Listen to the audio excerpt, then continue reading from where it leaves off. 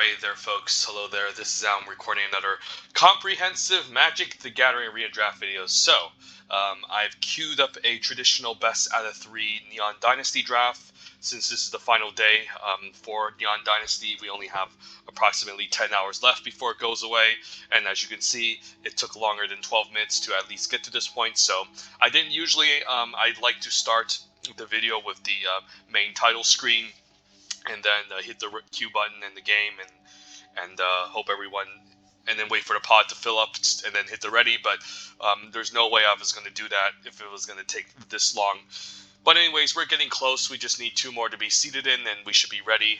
So this is going to be best out of 3. So sideboarding does matter, and I also think hate drafting a bit also matters, due to the fact that, again, it takes longer to load, so it's more likely that you face against someone in the same pod. But yeah, this should be pretty interesting, and this should be the final. Oh, as I say that, guess what? Someone has left, so I'm just going to, put myself on mute for a moment until this pod fills up. But you can see it takes a long time, so didn't want to waste anyone's time in this video. So yeah, one moment.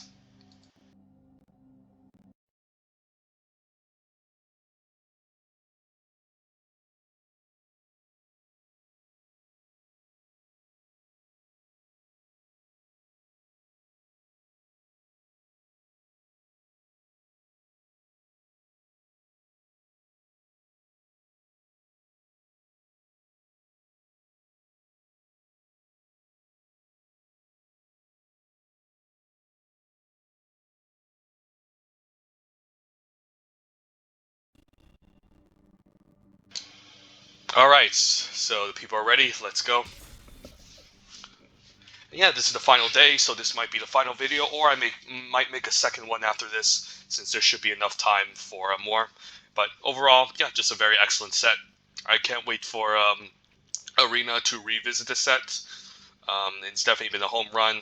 People have been drafting it constantly in my local town, and of course I've been doing a lot as well. And yeah, this is a set that I think I can do 1 more month of and still not get tired and bored of. As as new Capenna comes out by tomorrow, and did some new Capenna sealed pre-releases as well, and it was actually pretty fun too. So I really think Wizards of the Coast has been doing very well in terms of making limited contents. So what do we have one here? Springleaf Avenger is a pretty powerful rare. 4-mana to ninjutsu, and then when it deals combat damage to the opponent, you can return a target permanent from your graveyard to your hand. So yeah, usually green doesn't have only has like 3 ninjas in this set. One of them is not very good. It's a Coilfang Stalker, and then the uncommon, the Kappa Tech Wrecker is really powerful. Same with the Springleaf Avenger, of course. So yeah, if anything goes unblocked, we can get a nice ninjutsu off of this, get some value. So this card seems great. And uncommon, the Shrine is not very amazing, but you'll play it in like a defensive blue deck as a fine blocker, maybe a ninja enabler. Naomi's pretty good, but you do need to build around her a bit, needing artifact and enchantment synergies. And at common, it would be Twist Embrace. So I would probably take the Twist Embrace second, but not going to pick it over for Springleaf Avenger because this is already like a nice 2 or even 3 for 1. And this is a really powerful rare, so this is going to be my first pick.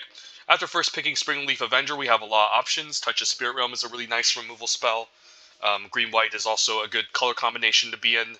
Circuit Mender can keep us open, and it's a good creature to ninja off of.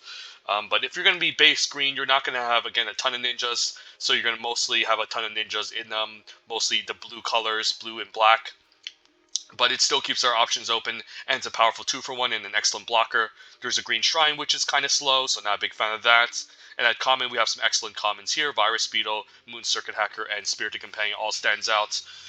So it's really between all 5 of these cards. And yeah, just to keep it simple, I think I just take the Circuit Mender. It's just probably the best colorless card in terms of common and uncommon rankings. There's like 2 rares that are really powerful. They're colorless and they're both vehicles, but I'm talking about uncommons here. So I'll take Circuit Mender here. I don't really want to commit myself to a direction yet. And then between Touch and Spirited Companion, it's also quite close. But I'll take a Circuit Mender here just to stay open. And yeah, it's close in terms of power level to all 3 of those cards. Right, so now what do we have here is Containment Construct, pretty good if you end up base blue, since blues have a lot of cards that discard, so you can get some value off of this. You can also use what do you call that? The network terminal at common, the one that fixes for mana, to also enable the Containment Construct. Could take a high-speed hover bike. High-speed hover bike could be a nice creature and a ninja off of with the Springleaf Avenger, and then recast again. Wander's Intervention's okay, fine removal, but it's kind of situational at times and better in the more defensive deck, which green is definitely looking to be, but I could also be maybe like blue-black splashing green, since it's single green and ninjutsu. So, yeah, I could just see myself taking high-speed hover bike. This is a fairly weak pack compared to the first and the second one, so I wouldn't be surprised if the right pick is actually the dual land, but I don't know, we can maybe end up artifacts maybe, and if we have to ban the Springleaf Avenger, high-speed hover bike is quite good in blue and red, so we'll take it here. Right, so now what? There's completion, which is okay. Season of Renewal, if I'm going to be base green, I think is very important to lock up my first copy of Season of Renewal, since green's game plan in this format is not to survive the early onslaught of aggressive decks, but also to grind out the other green decks, so it's pretty important to have some recursion, especially with a Springleaf Avenger. There's Searchlight Companion, which is also good too, better in the Grixis colors, which, you know, red is looking at this as an artifact. This is also a good creature to ninja off of with the Springleaf Avenger, and it's also 1 toughness hate. But given I have a Springleaf Avenger, I think I just take Season in case we end up base green. It's just an important common to have access to. Web Spinner Cuff, I'm not a big fan of it. Sometimes you'll play it, but there's Bamboo Grove Archer at common, which I think is better. So it's kind of replaceable. So we'll take a Season of Renewal, speculate a bit. And then, wow, Silver Master pick 5 could be assigned that ninjas are open. And again, we could still be blue-black splashing green because of the 1 green to ninjutsu, the Springleaf Avenger. There will be awkward moments where we want to hard cast this, but we can't. But Silver Master is really excellent and could be assigned that we should be maybe blue-black as opposed to green. Otherwise, we'd be looking at Fang of Shigeki, which is a fine common, but it's not all that exciting. You can pick one of these later. Tamu's Completion is fine too, so I'm fine maybe hedging my bets off on the Silver Master, since I didn't see a ton of green cards in the previous packs, and then if we're going to be in ninjas, a high-speed hover bike and Circuit Mender are going to be at its best in ninjas. So we'll speculate on maybe blue-black and see if we can wheel some blue-black cards. But this is still the first pack, so given that this is the first pack, people are going to take their picks pretty highly, so you're not going to end up having too many good cards. And this pack is just not very good. Could maybe consider it a Mirror Shell Crab, which I never really play. I guess you can play this in a control deck. Brute Suits is kind of replaceable. There's just better 3-drop commons, and you don't really want a vehicle at times. Malicious Malfunction is kind of a card we don't really want to main deck. Could be a fine sideboard option, but that's about it. Or I can consider Return to Action. Return to Action I actually don't hate. It's really cheap and efficient, and then there's some creatures with good enter the battlefield effects you could use this onto, so I don't hate this. Especially if you use this on Virus Beetle, just having to bring it back could be really devastating, so I'll take a Return to Action, but pretty unexciting pack. And if we do end up blue-black, Acquisitions Octopus is going to be at its best in a blue-black deck, since you're mostly looking to attack, and if you equip this onto a flying creature, it's pretty good, so don't hate the Acquisitions Octopus. There's also an Experimental Synthesizers pack, also the best red common, but given I have a Silver Master, I think I'm leaning towards the Acquisition Octopus. It's not a rogue by any means, but it's going to be at its best if the blue-black deck is open, so we'll consider it. And there's a late Suit Up. Suit Up is pretty nice. I think this is the best performing blue common in terms of 17 lands data, but I'm still not going to first pick this over the ninja cards, keep that in mind. Since this is a card I can wheel, but if you are in ninjas, this card is just quite good. Usually it's kind of just it's just a removal spell that kind of cantrips. And then Ninja's Kunai could be a thing. This is at its best in a red deck, since red cares about artifacts. Still could be playable in blue-black, but I'm still just going to take Suit Up. It's just a better card. And then I'll take the dual land here. There's also the Terrarium, which, funny enough, can help us search green for Springleaf, but the dual land's better, since if we're going to be mostly base blue-black, it's going to fix for both colors. And, you know, if we pick up from some green fixing later, for the Springleaf, this also improves the splash, since it can tap. It can help us improve our base colors. So I'll take it here. And then not much else here. There's Nezumi Blade Blesser and Arm Guard Familiar. So this is kind of going to depend on our curve. We have some 3s already. I guess like both of these cards are kind of filler in my opinion. Yeah, I'll just take a 2-drop then if I have a bunch of 3s already, just to lower our curve. Playable but unexciting, and then, I don't know, maybe take an Iron Apprentice. Don't think I need Mnemonic Sphere. It's just not that great in this format. Blue just has a lot of ways to draw cards, and 2 for 1, you don't need this. So I'll take the Iron, not sure if I'll play it. And then, yeah, as you can see, blue's a pretty shallow card in this format. After their top 5 commons, it tends to drop off. So you see some really bad commons like Futurist Sentinel and Anchor to Reality, which I'm not going to play. Might play Chain Flail. It's also just not an incredible card, but kind of filler. Sometimes if you just need to play filler, you just play it. So yeah, first pack, we didn't see a ton of green, so green seems cut off, even though our first pick green rare was Springleaf Avenger. So I think we can hedge our bets moving to blue-black. Red seems kind of open with the late Synthesizer and even the Shattered States era, but again, we're going to lean towards blue-black given that we're past Silver for Master. As we see Network Disruptor, which is a powerful 1-drop for the Ninjas deck. Also wouldn't hate Searchlight Companion, but yeah, pack 1, pick 1, I'd still take Network Disruptor. Yeah, this pack is not very exciting, but this is a nice enabler for Ninjas and just a nice 1-drop, so we'll take it. Sometimes you just have to make the best out of it, most out of it in your piles.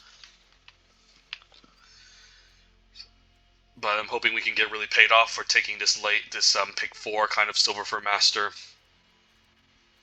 We could have stayed open, maybe end up in green-white, but it didn't seem that exciting. Alright, now there's this pack. There is an Uncharted Haven that can maybe help us fix our green. There's also the Colossal Sky Turtle. It's mostly going to be at its best in the base green deck, but we can still use it as a random bounce spell. And then there's another suit up which we could take here. Yeah, this is very interesting. Might just take the Uncharted Haven for some fixing. The best cards are like Kumano, Colossal Sky Turtle, Suit Up, Master's Rebuke. But again, I don't think we're going to be in green. It doesn't seem... I think, given our first pack, it doesn't seem like we're going to be doing a green pile. So I'm down to just take the Uncharted Haven. It can help us fix for some green for our Springleaf Avenger. And then hope we can wheel the Suit Up. Sky Turtle can again be used as a bounce spell. I don't want to use it as a bounce spell. It's better as a regrowth effect in the green deck. So I'll just take a Uncharted Haven. And I'll take a Modern Age here. Probably the best blue common, along with Moon Circuit Hacker. And it's the best card in this pack, so I love seeing this pick 3. Good sign blue is very open for my left-hand direction. And then another high-speed hoverbike. Not sure if I need 2. Vehicles do get worse than multiples. It is a nice card, though. Don't get me wrong. It does tap something down. Gives us a bit of evasion. But I'm kind of just liking this Incri's Infiltrator here. It's a fine 2-drop. Another Human Ninja. And also an OK Enabler. Doesn't have any good enter the battlefield effects. But again, I don't want to have too many random vehicles. Because imagine having both high-speed hover pikes on the battlefield. It's going to be pretty bad if none of your creatures stick around. So I'll take an Infiltrator. And then another late Suit Up I'm going to take over another Kunai. Alright, so we're doing it. Just hopefully next pack we can really get some of those ninja payoffs. Because we did see this get passed to us. Didn't see any black cards wheel. Between Replication Specialist and Dokuchi Shadow Walker, it all depends on the deck. Given that I have a couple artifacts already, I don't actually mind the Replication Specialist. Can generate some value in the late game if we cast an artifact and make copies. Shadow Walker I also like. It's a fine curve topper, and sometimes you need something big in a ninja's deck. But I'm kind of liking this Specialist here, especially with some of these artifacts we got.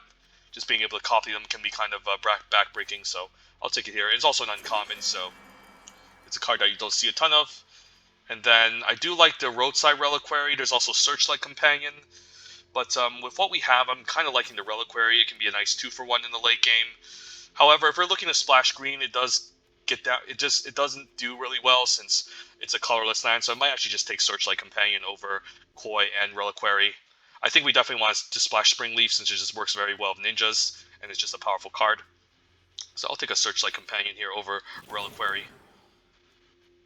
Reliquary would be fine in our deck. We have 7 artifacts. I guess we only have 1 enchantment, so never mind. Ooh, make that 2 with Moon Circuit Hacker. Pick 8, nice gift.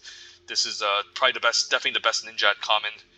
And the 1 blue to ninjutsu is very cheap, so then if you ninja back like a 4-drop or like a 5 expensive saga, if you have enough lands, you should be able to cast it pretty well, recast it pretty well. So take a Moon Circuit Hacker here. Pretty nice pickup. Pick 8, so good sign that blue ninjas are open. Not necessarily black, but maybe blue ninjas. Alright, do I want Thirst for Discovery or You're Already Dead? We aren't looking like a You're Already Dead sort of deck. If we have like lots of Virus Beetles and token makers like Searchlight Companion, it could be fine. So I'm going to just take Thirst for Knowledge, put in the sideboard. Again, there's a lot of value in the set, so this is not a priority. I'll take a Koi at 4, given that we had double suit up. I think my maximum number of suit ups is around 2 or 3, but 3 gets a little bit excessive, and there can be awkward turns where you don't cast this. So I'll use a Koi here. We'll use another flyer to help us close out the game. So the final pack, we still have a way to go. We could use some other cards to replace what we already have. Could see the Arm Guard Familiar being replaced. Can see, I guess, I like all these. Centipede being replaced. And not sure about the Koi. There's not a lot of good 4-drops. I mean, if we get Takuchi Shadow Walker, I would happily play this over Koi. But we'll see. So these are kind of like the more sideboardable cards, but everything else looking here looks like we're happy to kind of main deck.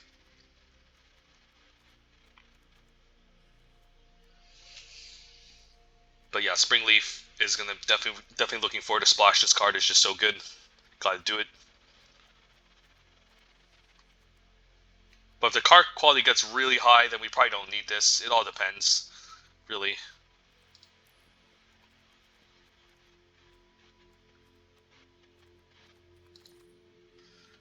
Alright, we'll take a random, I don't know, Spell Pierce for the sideboard or Essence Capture. The problem with counter spells in this format is just that they aren't good. They don't dodge ninjutsu. And even if the spell, for example, like the crab, counters ninjutsu, it's not like they lose the creature or anything, so they can just redo it again. So it's not all that amazing. Not saying they aren't playable, but it's just not great in this format because of ninjas. So looking forward to the next pack.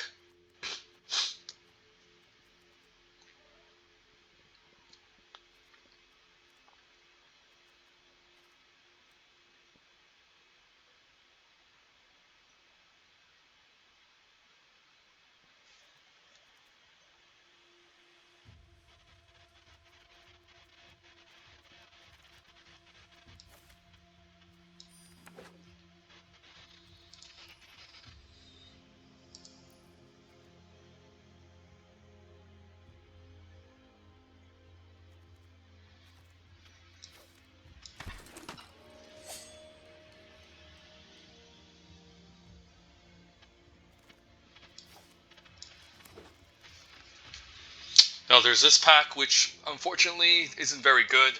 Teachings of the Kirin is very good, however, but I'm not going to splash for it. This is a card you want to play on turn 2 in the green decks. And then green has a bit of graveyard synergy, so if you pick up a card like, for example, the Season of Renewal, or even get a hit in with Springleaf Avenger, you can get some value. Here we're probably just going to take the Takuchi Shadow Walker. As I was talking about this card, I could use a nice copy. Just to replace the Koi, or even if we just end up straight up blue-black, I want it, so we'll take it here. Pretty unexciting first pick, unfortunately. In fact, the pack was just not very good. There was the teachings, and then after the teachings, there was the what do you call that card? The Intercessor's Arrest, and that's about it. We're just gonna take Modern Age here.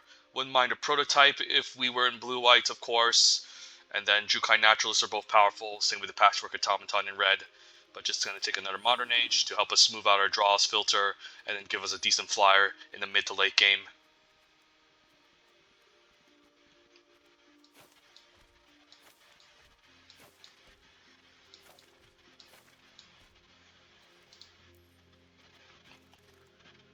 Alright, well, maybe we should supposed to be blue-white with the Touch the Spirit Realm since there's nothing else in this pack.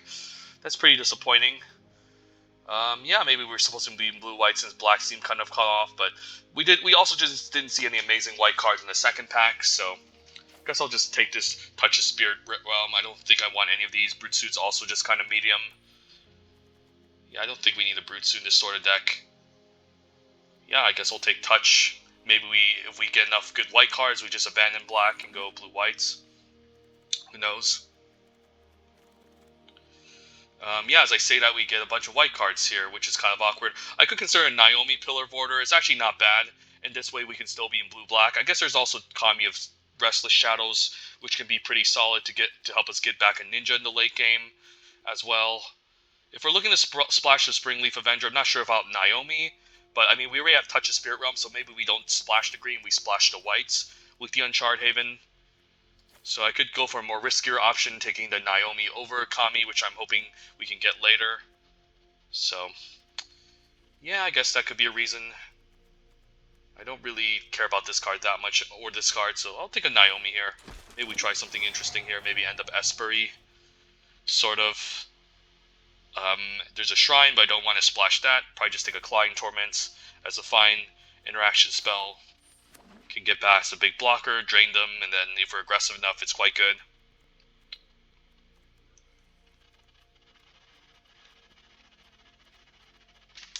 Of course, we could always just draft straight up blue-black, so we maybe missed out on the 5-drop. But that 5-drop is also just a card that I tend to wheel a lot, so. Should have also checked my ninjas count. I only have 4, so it might not hit. I do like Kami of Terrible Secrets, though. Card is quite excellent. Nice 4-drop that can cantrip and gain us some life over a dual land, over Uncharted Haven, which I don't mind. There's also late Banishing Slash, pick 6, but it's double white, so I think we're already committed. And Kami's quite good. Just an excellent 4-drop, gets us some value. 5 artifacts, 5 enchantments could be fine. So we have a bit of this artifact enchantments theme. So I could even throw in the random Iron Apprentice or Armguard Familiar to increase the chances. Alright, there's a Spirited Companion. Man, why do I hate drafts like these? I mean, there's Shrine Store, which is the only card I can even really consider. But there's no, like, auras in my deck that I'm interested in getting. So I guess I'll just take Spirited Companion. Who knows, maybe we just end up straight 3 colors if I can make it happen. Yeah, it's just the best card in the pack. And I don't care about any of the blue cards in that pack, so... could take a Kaito's Pursuit, You're Already Dead. None of these really stand out. Harmonious Emergence is like the only playable card in that pack. So, who knows. Take a Kaito's Pursuit. Don't think that pack matters. Yeah, I could just go Espery, like, just try to make it work. So we could just throw in, like, a couple of planes. I would love some fixing, though, but we're not getting any. And this pack is also just kind of whatever. Yeah, maybe we should have been blue-white, but again, we just didn't see any amazing white in the first couple of packs. So, I mean, we'll just have to try to get away with this, maybe, and hope it works. How good is the Patchwork Automaton? We don't have that much artifacts. It's still pretty late, though, so I guess I take it just to hate draft it over second Armguard Familiar. Even a late Voltage Surge there, so... very interesting draft. I think we're going to just be an Esper, I think. Blue-black splashing some whites. I already have one of these already. I don't need 2 of them.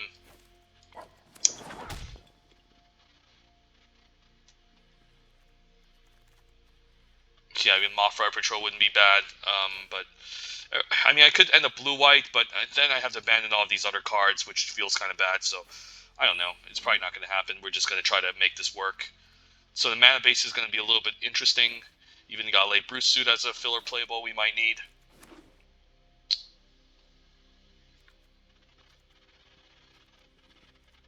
And yeah, we also need more playables, so probably need to throw in some sideboard cards at the end of the day.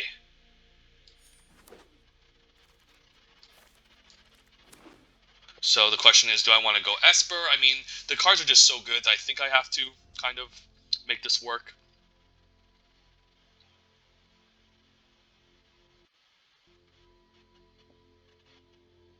So most likely we want to increase the artifact enchantment count just to enable the Kami of Terrible Secrets and Naomi if we're going to be going with this game plan. So we have 5 artifacts, 6 enchantments, and then let's see here. Let's see, T creatures. How many creatures do we have? I mean, I guess I can count this, but it's a vehicle. 1, 2, 3, 4, 5, 6, 7, 8, 9, 10, 11, 12, 13, 14. So we have ample creatures. We could use more interaction, which we don't have. So I'm kind of liking the touch as a potential splash. So 4 cards we want to include. And what are those 4 cards?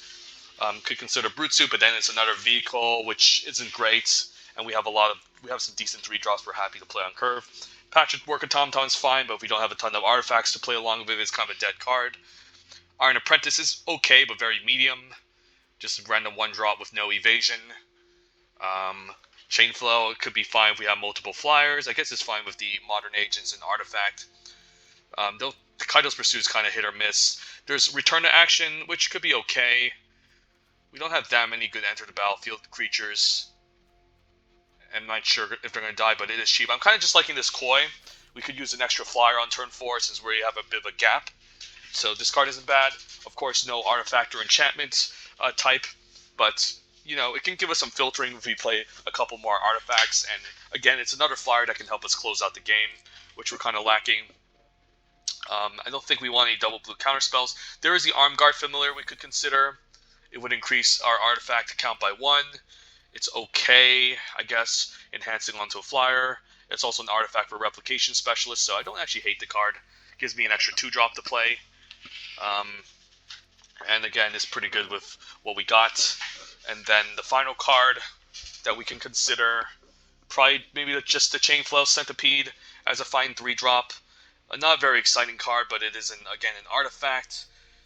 We can enhance it onto one of our cheaper creatures later, over Brute Suit, over, I guess I could even consider just a 1-drop Iron Apprentice if I want to be very low. I guess we were still lacking playables, since we still need 2 more. So I could just jam both of these artifacts in and say, screw it, this is good. I could also use another non-creature spell, maybe. Iron Apprentice is not amazing, but it is a cheap artifact when you need one. It's a fine 1-drop that can maybe chump block, put a counter somewhere, so it should be okay.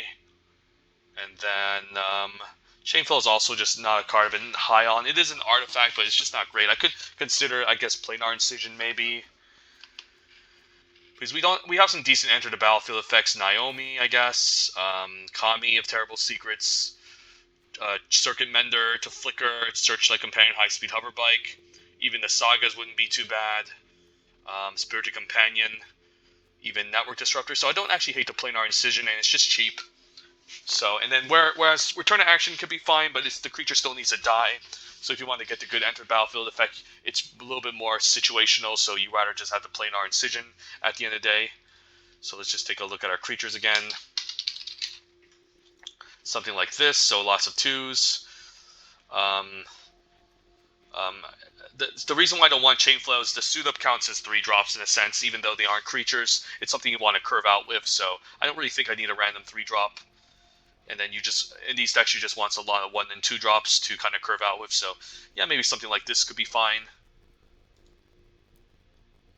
I don't think I want any of this. There's also the potential for a green splash, but then Springleaf Avenger is the only thing we're splashing for, not the season. So I think we just gotta have to make this work. And then with 4 white spells, I need 5 white sources. So I think I can cut a plains and then just do this kind of. What are we looking at here? I guess we want to be kind of heavy blue. So something like this. Maybe I just need to cut 1 more plains to try to get away with it.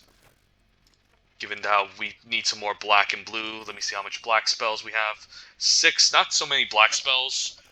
But I think maybe adding 1 is fine. We have a lot of blue though. I mean 12, I mean 8 sources for blue could be fine. So 7, 8. 7, 8. Yeah, 8 main deck, and then 5, 6, 7, 3, 4 should be maybe alright. Because I definitely need 7 black sources, so something like this could be okay. So, yeah, let's give this a shot.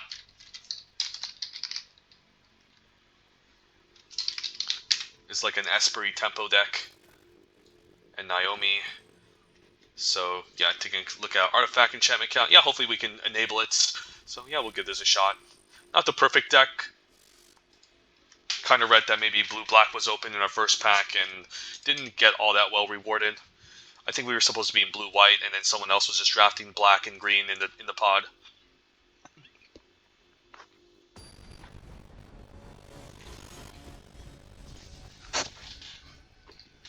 Saw a couple of other red cards, but they just weren't very exciting. But sometimes you just gotta make it work, and this is what we came up with.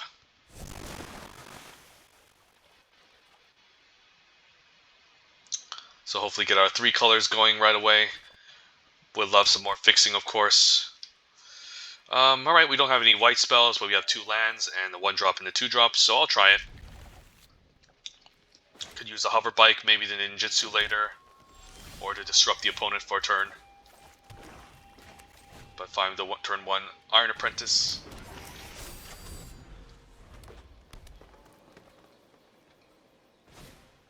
Bamboo Grove Archer. So we could high speed hover bike here, and I think I might, just so I can ninja it back in with the Moon Circuit Hacker, perhaps.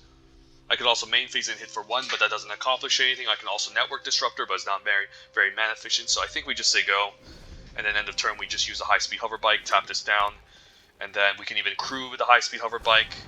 Although as I say that, he brings out a Searchlight Companion, so it's not looking easy here.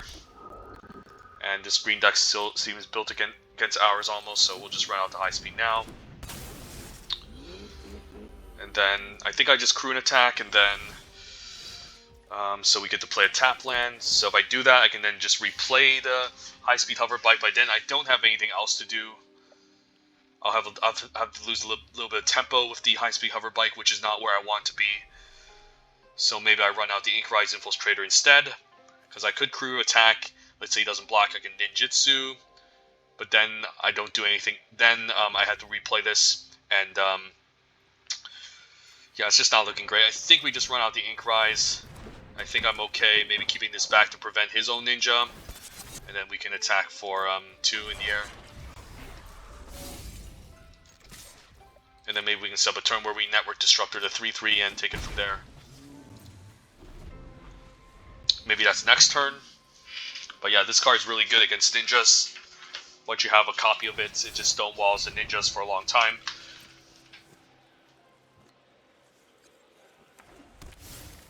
So probably this is a turn where we do so.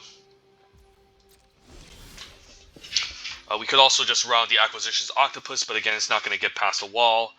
And I kind of do need to hit my land drops, so I'm kind of liking the Network Disruptor here on the 3/3. And then I think we crew a ninja, and I'm fine trading a Network Disruptor. I guess we can crew here. And then maybe it's okay sending in the Iron Apprentice. It does trade for his token. What do we want to enhance? Maybe the high speed hover bike, but then it's just going to trade for the 3/3. Maybe that's fine, just to get this 3/3 out of the way eventually. But I guess if we're applying the ninja to the high speed hover bike, we don't want to. So I guess sending it like this could be fine, and hope he doesn't have a ninja. I think I just want to apply a bit more pressure with this, so this is okay, and then we can ninja. And then use the high speed hover bike again when we want to. And then hopefully try to hit some land drops. Searchlight Companion's okay.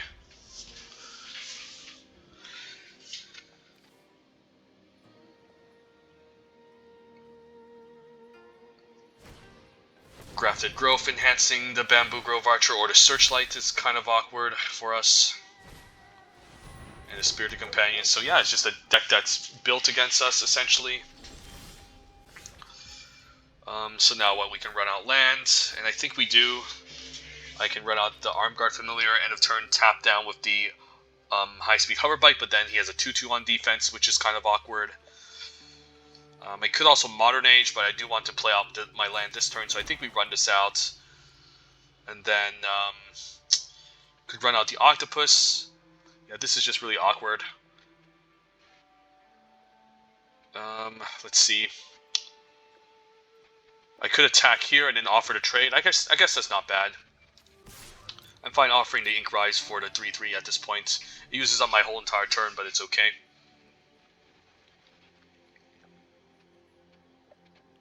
And hope he doesn't have a season renewal. So yeah, I think I'm down for this. And we want to get rid of the Archer here. So whole entire turn used up, but it's okay. We just want to get rid of these flyers. And then next turn we can set up something better maybe.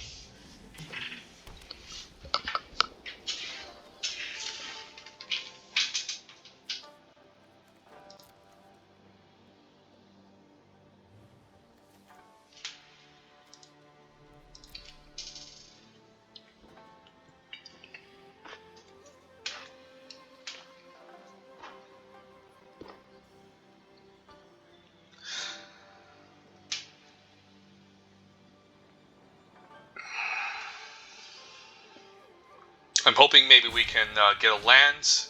Ooh, invoke justice. Alright, well that's bad. I don't really have any ways to deal with this Tanuki. We also just don't have... I guess we have to touch the Spirit Realm. But now he gets to make a big guy, which can be kind of awkward.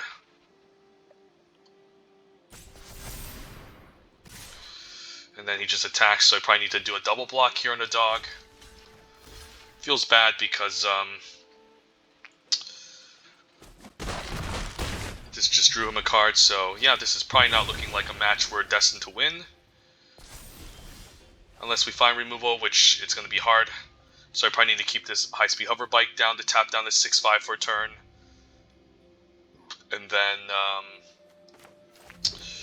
yeah, I could round the acquisitions octopus. Maybe the whole way to win is card advantage, but then I need to reconfigure, which is going to be a ton of mana. So, but I still think we maybe run it out and just attack for 2. Take 4 in the air, and then use high speed to tap down to 6/5 for a turn. But yeah, it's not looking like a good matchup for us. The opponent just has better cards for the most part. And the Weaver is really strong, so yeah, I'm not liking our chances.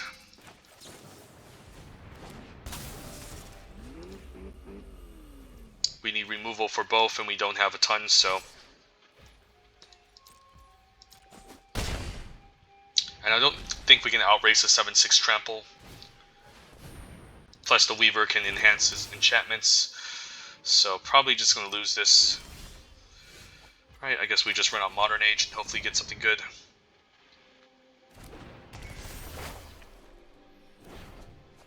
White mana. At least we found our white source. Maybe the whole choice. Maybe we just reconfigure an attack here. And probably going to see the nail in the coffin. Could see a Master's Rebuke as well. No Master's Rebuke. Could also reconfigure an attack too, but then I'll be taking lethal. Alright, touch a Spirit Realm. Although I want to use this to an exile. So I think we just run out the Arm Guard Familiar, and then... I guess we're dead if he attacks with all. Because that's 11, 12. I'm hoping he doesn't see it though. Yeah, I think we're dead. No, I guess, yeah, he would need to reconfigure the 3/4. I could still block the 2/2, take 11, down to 1. But then we have a 4/4 that we're facing against. Yeah, it's probably game over. Yeah, I think the opponent knows it. Yeah, I don't think I want to waste time. Alright, just a very bad matchup for us. Not much I can do. Bamboo Grove Archer on 2, Spirit Searchlight Companion blocking us from doing anything. So, yeah, just very, very bad. So what can I consider here? Maybe You're Already Dead could be fine. Just as a way to chump block, maybe draw a card. Yeah, these suit ups seem okay, I guess, still. Yeah, this is probably a game where you want to just chump block and use You're Already Dead, just to get the blocker out of the way. Everything else kind of seems fine.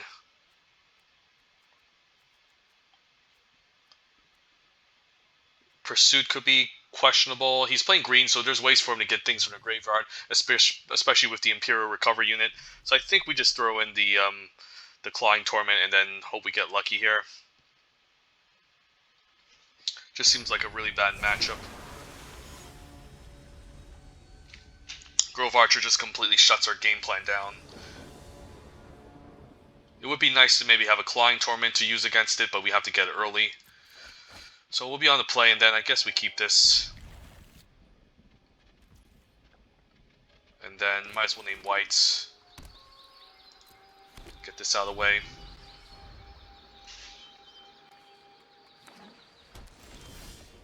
Alright, and then we can... I think we leave with Arm Guard, although it's mostly like just going to end up getting blocked. But it might do the extra damage, which could matter, so I think I run out the Arm Guard.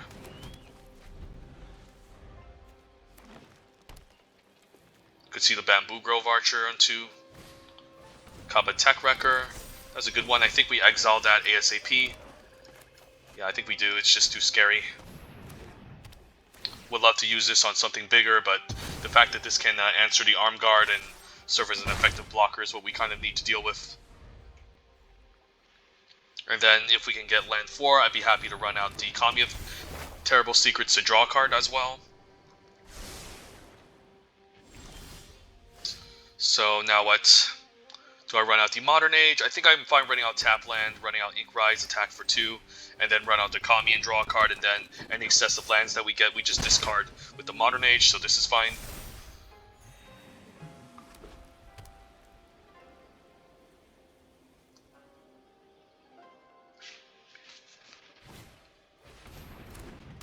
That's a perfect target for Clawing Torment. I could also use You're Already Dead, but I think Clawing Torment could be actively better.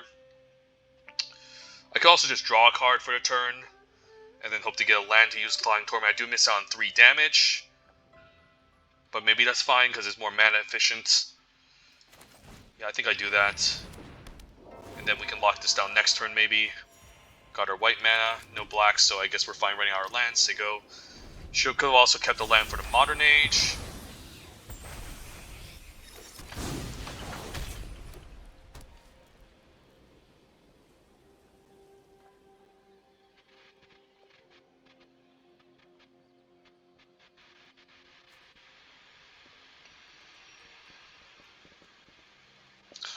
Could also just attack with Kami. If he double blocks, I can still kill the bamboo, and then use You're Already Dead to finish off the Hand of Enlightenment.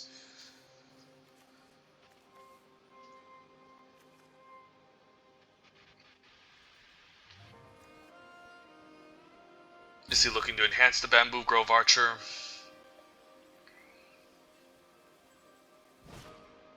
Grafted Growth, alright. So now I definitely want to use the Clawing Torment here and hope he doesn't have anything. But first things first, let's Modern Age first. Discarding the Swamp that we don't need. And then I think we can happily, safely Clawing Torment on the 4/4. And then we can attack for 4. And do I run out Modern Age here? I could risk it here. I mean, it does get into play earlier. Maybe I do. And then hopefully I don't discard anything amazing. Alright, just a land, so that's good.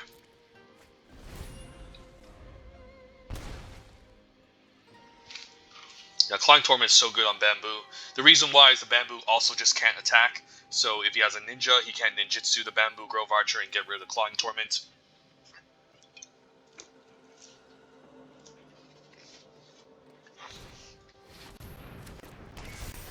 Fall targeting my Kami. That's fine, it drew me a card. Suit Up is also quite good. I can use Suit Up on the 2/2. I think we can ditch You're Already Dead since Suit Up is just better. And then, alright, all these cards are good. I think we gotta keep the Suit Up. Although I could do multiple things. Do I Suit Up this turn or do I Replication? Probably just Replication. Attack for 1. And then we'll save Suit Up for later. Hate having to discard this artifact for Replication Specialist to copy, but then it's going to take a lot of mana.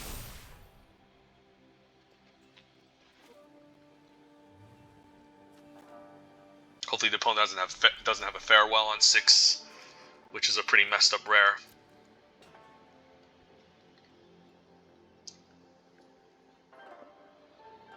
In fact, I don't even really need to use the Suit Up for the Arm Guard Familiar. I can just pump the Ink Rise and attack for 6 next turn.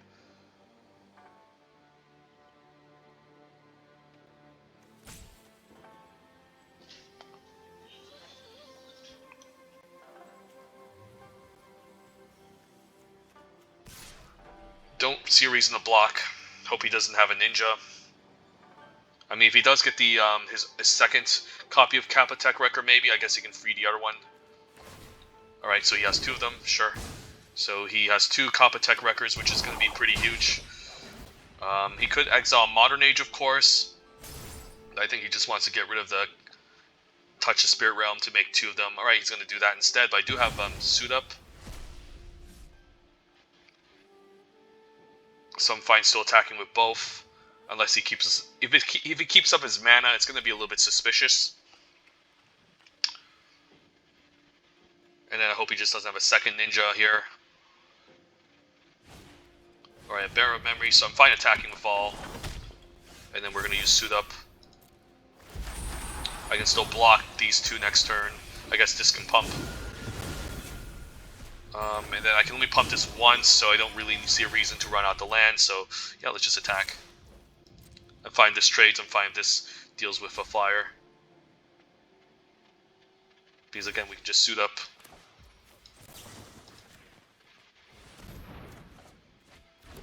Opponent unfortunately made some good blocks, so only get to get in for one, but that's fine. Now we have an air army. Unless he gets like a giant reach creature or farewell, we should be fine.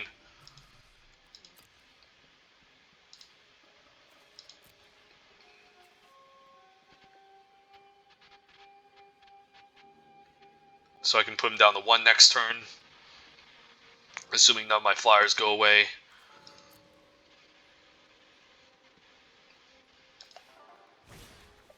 Invoke Justice. Alright, bringing back Bamboo Grove Archer. Well, that's pretty bad. Yeah, that's not good.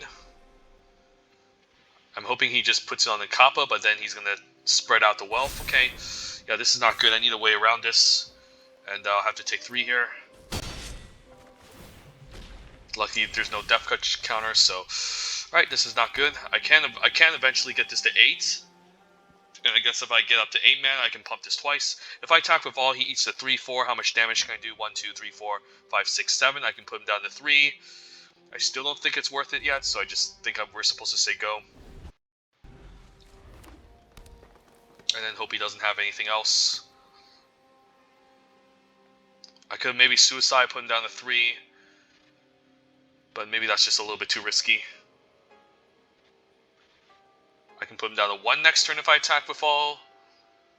Also not sure if that's correct. But luckily this can hit for 5 next turn. Alright, so he's going to use this to enhance his Bamboo Grove Archer, I'm assuming. I'm hoping he decides to enhance the Bamboo, or he just does it on the Kappa. I'm fine if the Kappa hits. If he wants to ninja the Kappa, he loses all the counters, so I'll take 4. It's not a big deal. We're still up ahead in terms of life total.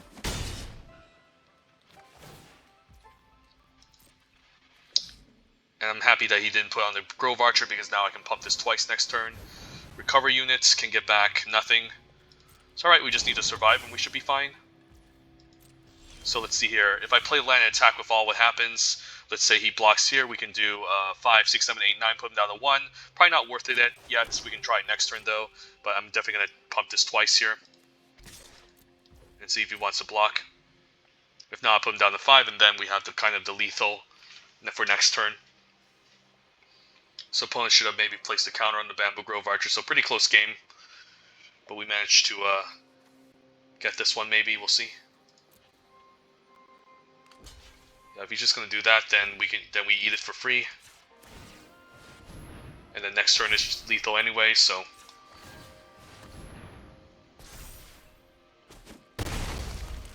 If he has a way to reanimate, that would be a problem. I guess he can get back with the Imperial Recovery units, so I guess we want to block the Imperial Recovery units. That's annoying, and I guess he can bring that back to his hand, so let's just say he has the Grove Archer to channel. I guess he can channel and kill one of my flyers, but I still get rid of this Imperial Recovery unit. I guess he can just, let's say we don't attack, and he channels this and kills my flyer, then he can get it back next turn, so I think we go for it. And he can either use it now to blow up a block, or he can use it on my Ink Rise. He's probably going to kill the 2-3 and go for my Ink Rise. Yeah, I think that would be the right thing to do.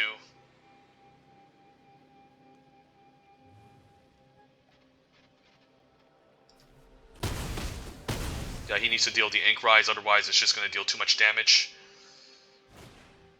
So we can only get him for 5 next turn, and he's going to gain 2 life the next following turn. So yeah, just not a very good matchup. It's taking a long time for us to beat this opponent.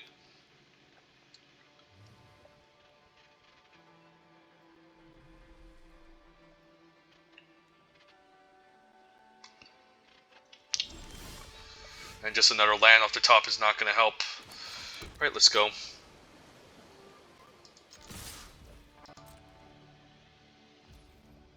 Yeah, he's probably just going to use it on the Ink Rise now. There's not much I can do, but this is still I guess this is only a 3-turn clock with the Saga. And yeah, the Scry 2 also helps him out, so he's eventually going to find something to deal with my flying threats. So yeah, it's not looking good for us. Imperial Oath is, I guess, okay-ish. It's still going to deal a ton of damage. We're going to go down to 10, so I guess it's going to be lethal if we don't leave back a blocker for next turn. So we really need a good top deck instead of lands, otherwise this is just going to be game over.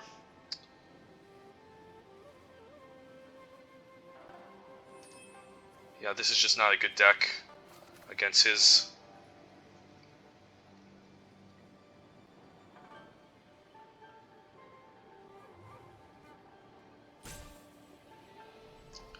So I need a good blocker maybe to block here and then fall down to 4. But if I draw another land, it's definitely game over. So 5, 6, 7, 8, 9, 10. Yeah, we still have 7 lands. I mean, I guess 11, 12. So we still have 5 more lands left in the library. So we can either... but we definitely need a creature, so it's pretty narrow. So high risk of failure here. Bombs all 3, so looking for some answers for my flyers. Right, good top deck, please. And High Speed Hover Bike isn't bad, we can even copy it. So yeah, I'm actually liking it. Let's attack for 5. And then next turn we can run it out, pre-combat, and then make 2 copies and tap down both creatures. So he's probably just going to move to combat here.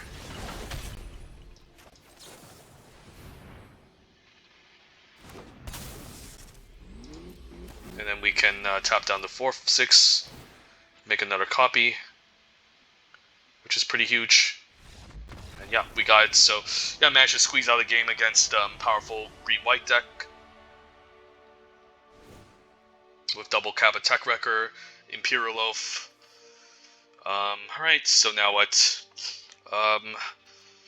Arm Guard is an artifact, but it's very underwhelming. It barely does anything. I'm kind of just liking maybe this Planar Incision, to be honest.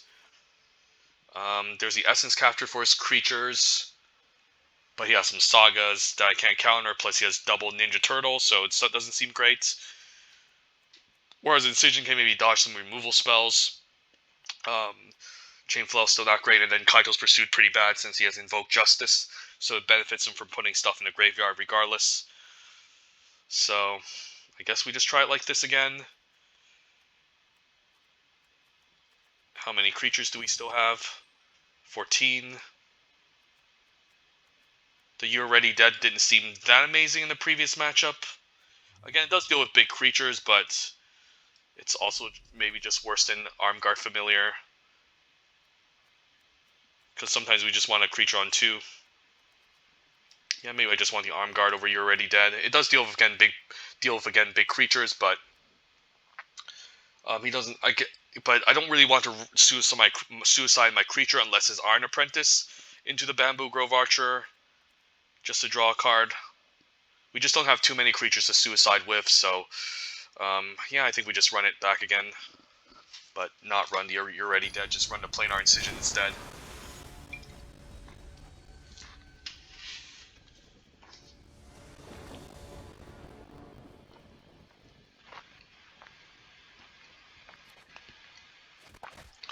This hand seems okay.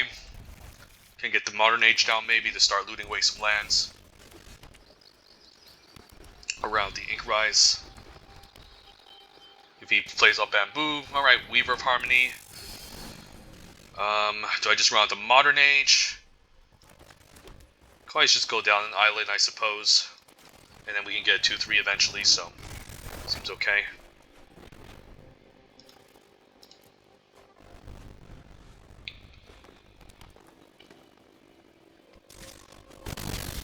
Card is really nutty.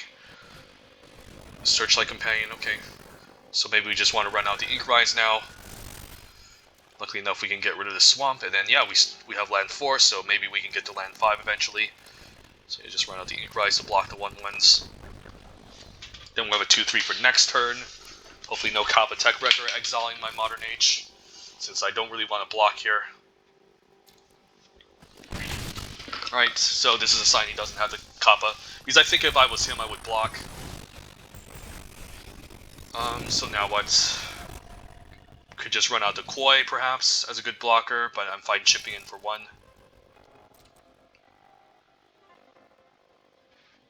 There's also high-speed hover bike plus ninjutsu, the moon circuit hacker, but I really want to save this for like the bamboo grove archer instead. The crazy thing is with Weaver of Harmony, he can also just channel the bamboo grove archer and take down both creatures.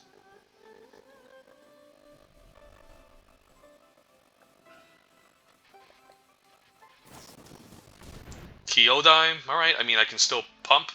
I guess he can give his flyer indestructible and just block it for free.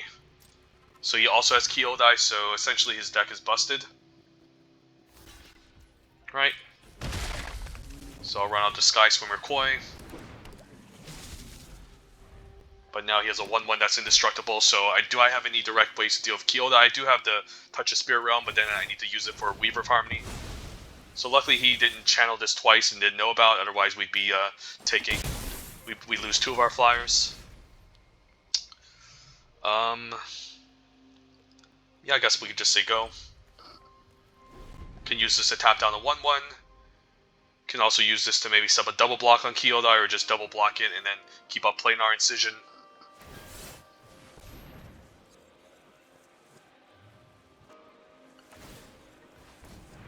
So yeah, he can get 2 planes and gain 4 life, so really not looking good for us here. He probably has an Invoke Justice in his hand too to bring back, say, Kyodai.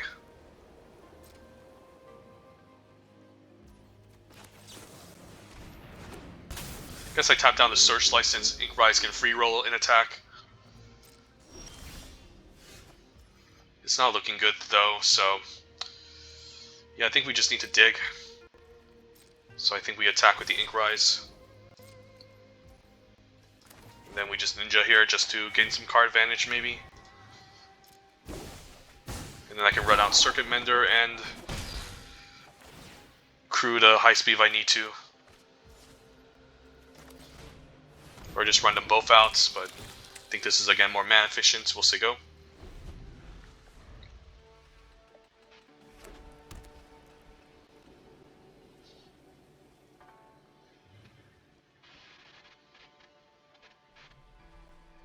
Yeah, this opponent just seems to have all the good green-white cards.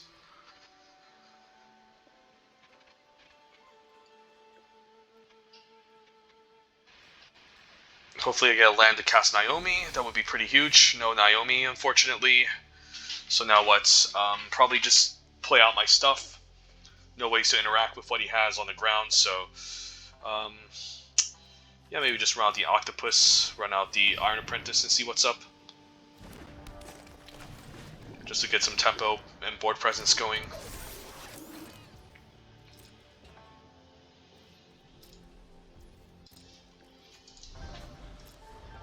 This is just a really bad matchup for us, and the opponent has a very good deck, so I might need to wait a while before I rejoin.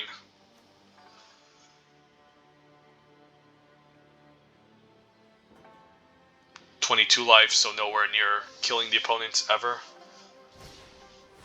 Shrine Steward gets to find Intercessor's Arrest, I'm assuming, or a random powerful shrine. I think he had the green one in the first game, not sure. Alright, Grafted Growth. So now he gets to enhance his creature. We can still block Kyodai and Searchlight Companion, so that's fine.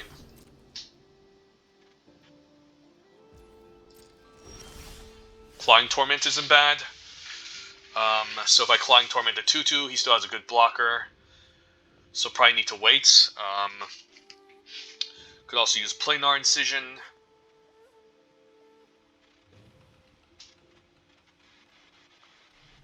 Yeah, I could use it on Kyodai, or just use it on Searchlight Companion, because I do want to start getting the damage flowing. So the question is, which is the better one to use Clawing Torment on? Probably Kyodai, but then he can maybe get back with the Invoke Justice. But he can get back anything with Invoke Justice anyway, so I think we just do it on Kyodai here. And then run out the Searchlight Companion. I need to think of something cute with the Planar Incision as well. It puts a 1/1 counter, it can flicker, so I could use on the high-speed hover bike eventually, put a counter onto it so then it can attack past Kyodai.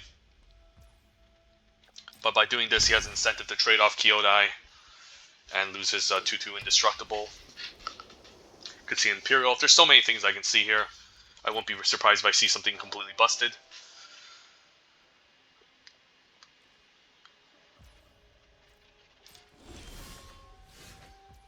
I can route Naomi. I can set up a turn where I can again planar incision my high speed, tap this down, and then get an acquisitions octopus to reconfigure an attack. I think we just run out Naomi. Get her going.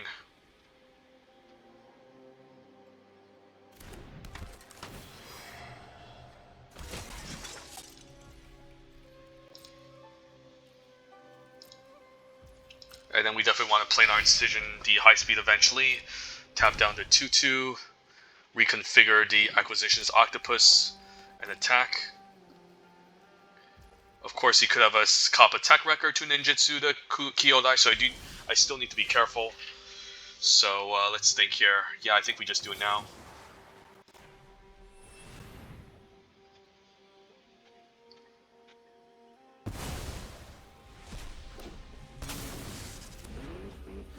And this way, Naomi can also attack, which is really nice.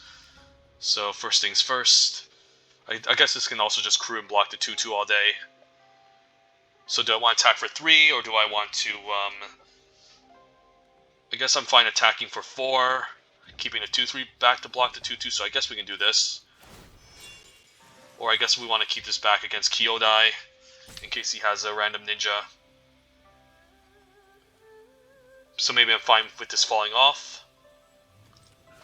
So maybe I can crew here.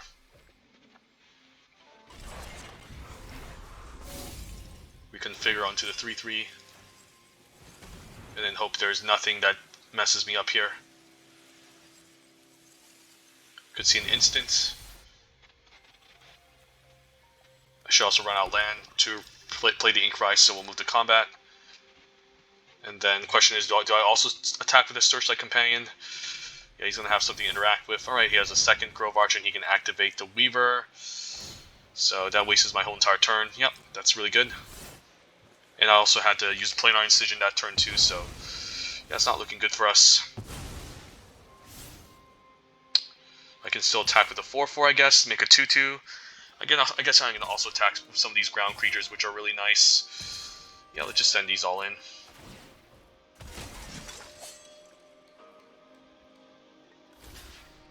And then we can still draw a card, and this can't block, so that's good.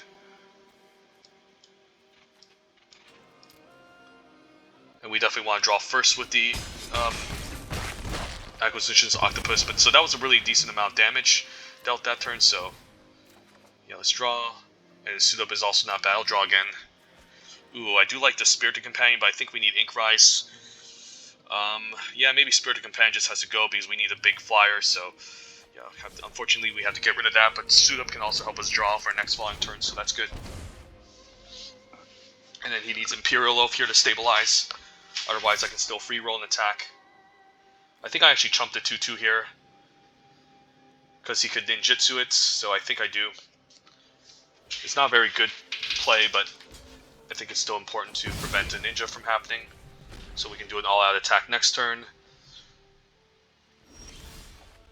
Silver for Master is also quite excellent. Yeah, let's move to combat and attack. We also have Suit Up to pump one of our smaller guys. So, do we want to do anything here? Could just ninjutsu the Moon Circuit Hacker, I suppose.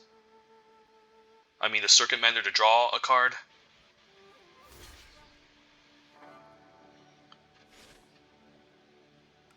And then if I ninjutsu the Silver for Master, I can then pump the team.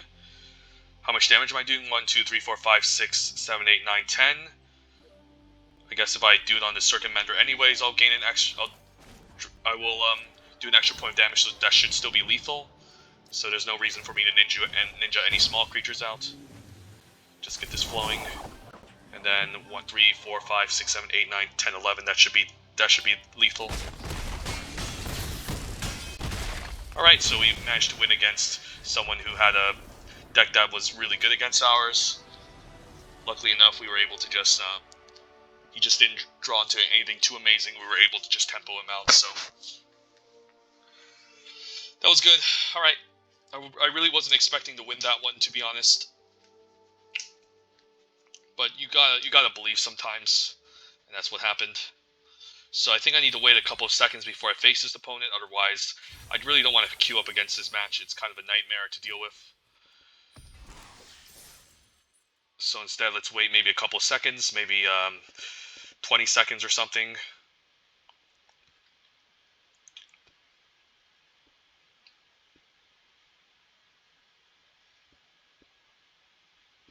Watching the timer.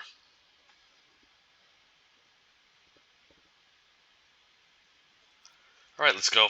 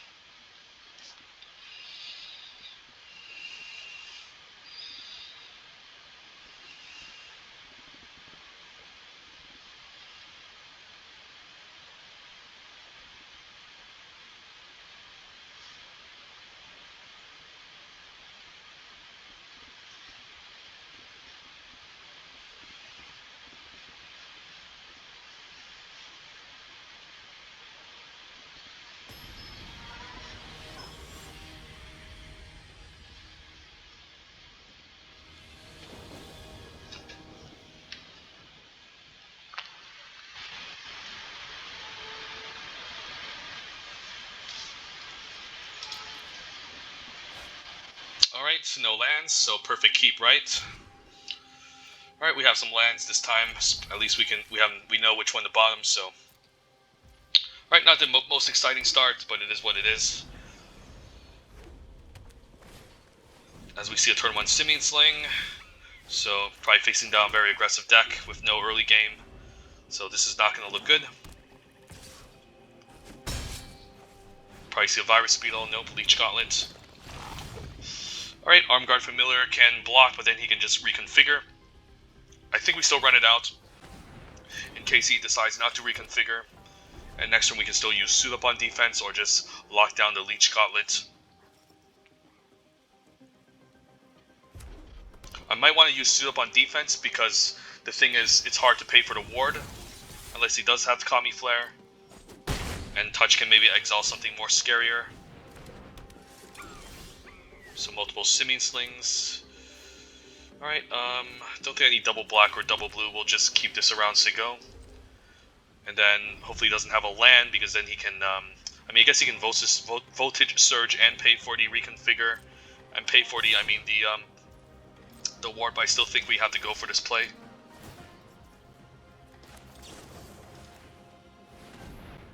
And hope he doesn't have Voltage Surge here. Alright, didn't, so yeah, not bad block. We still take 2 damage, but we can get rid of this at least. And then Replication Specialist is a good blocker.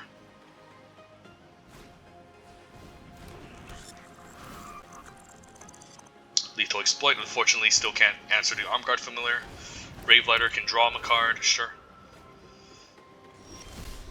Alright, so he can enhance his Gravelighter. But I still think we want to run out the Replication just to be mana efficient. And if he wants to spend his whole turn just hitting me for 4, that's fine.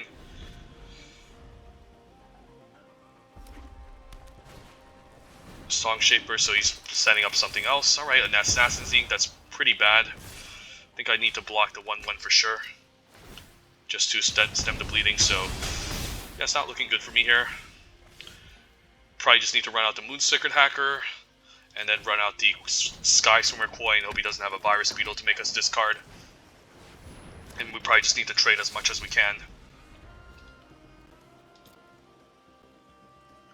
But yeah, red-black is quite powerful.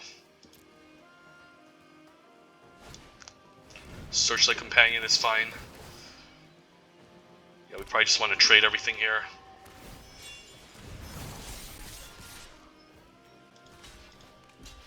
It's not looking good here. And then I probably want to just touch a Spirit Realm on the Simian Sling, because the card's giving me a headache. And I guess I can also exile the Spirits. I could also get rid of Synthesizer, actually. Let me think here. Yeah, I'll probably just get rid of Simming Sling and use a planar incision on the synthesizer token. So we'll see go.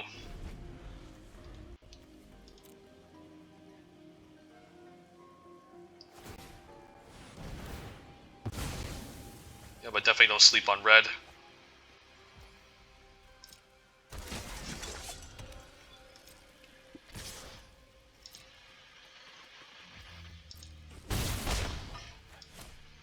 Exile the 2/2. And then hopefully I get another body to trade off for this Song Shape, or at least block it. Flying Torment can take out Searchlight at the very least. But it's still not looking good here. Yeah, so we probably need to make some adjustments in the next match, for sure. Luckily he didn't pump the Song Shaper, so he might be out of stuff. Except he could just have removal, who knows.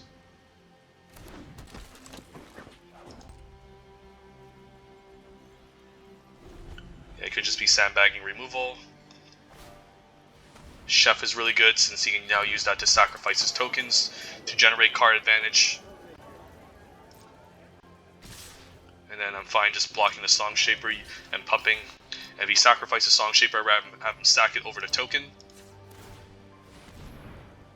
Could also see a removal spell here. Twin Shot just to waste my turn. Yep. Yep, so he has it. Yep, just a very powerful red-black deck. Not much I can do about it.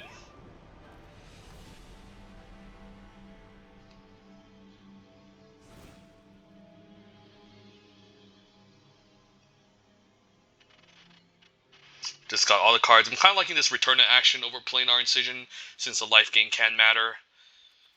Suit ups are okay in this matchup, but I can see myself cutting one copy. I need all the early drops that I can, but this Chainflow Centipede is just a bad blocker regardless. Still think I'd play the suit ups just for the hell of it, but then if we're going to be trading off creatures constantly, this is going to be kind of awkward. So maybe I want the planar incision instead, funny enough. The problem is that it just doesn't replace itself. So yeah, maybe I just run the return to action over the planar incision just for the life gain. And yeah, hopefully we don't get run over again like that.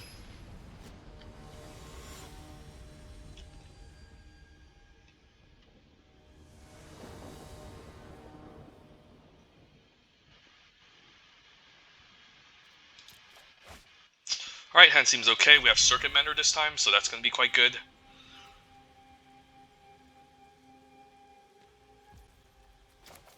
And that should be able to stall him for a long time. So I could discard Suit Up, I can also discard the Koi. Ooh, Spirited Companion. Might actually play that instead. Yeah, I think I do that over Modern Age because I'm not sure what I discard. Maybe discard Second Planes. Kami of Terrible Secrets still is really nice. So I'm kind of liking maybe just running out that next turn. So yeah, this is a really good early turn for us.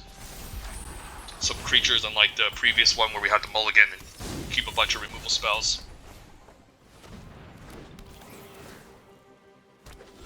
And I'm kind of just liking this Kami here. And then drawing a card here is pretty huge. And the question is, do I attack here? 2 isn't bad. If he kills my Kami, he can hit me for 2, but I think attacking with the Circuit Mender is fine.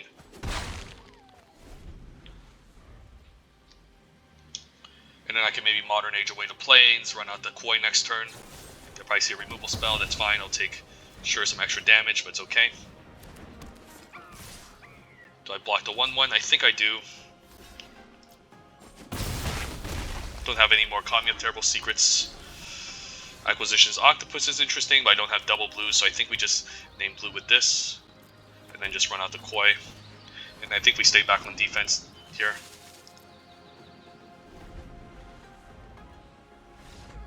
And decides to concede because he realizes I just have too much defense. Alright. So hopefully we get lucky in the next round with that turn. Yeah, the soups are just kind of awkward. The incisions are okay, I guess. So I could just cut a suit up and just run a planar incision. Sure, it doesn't replace itself, but it is cheap.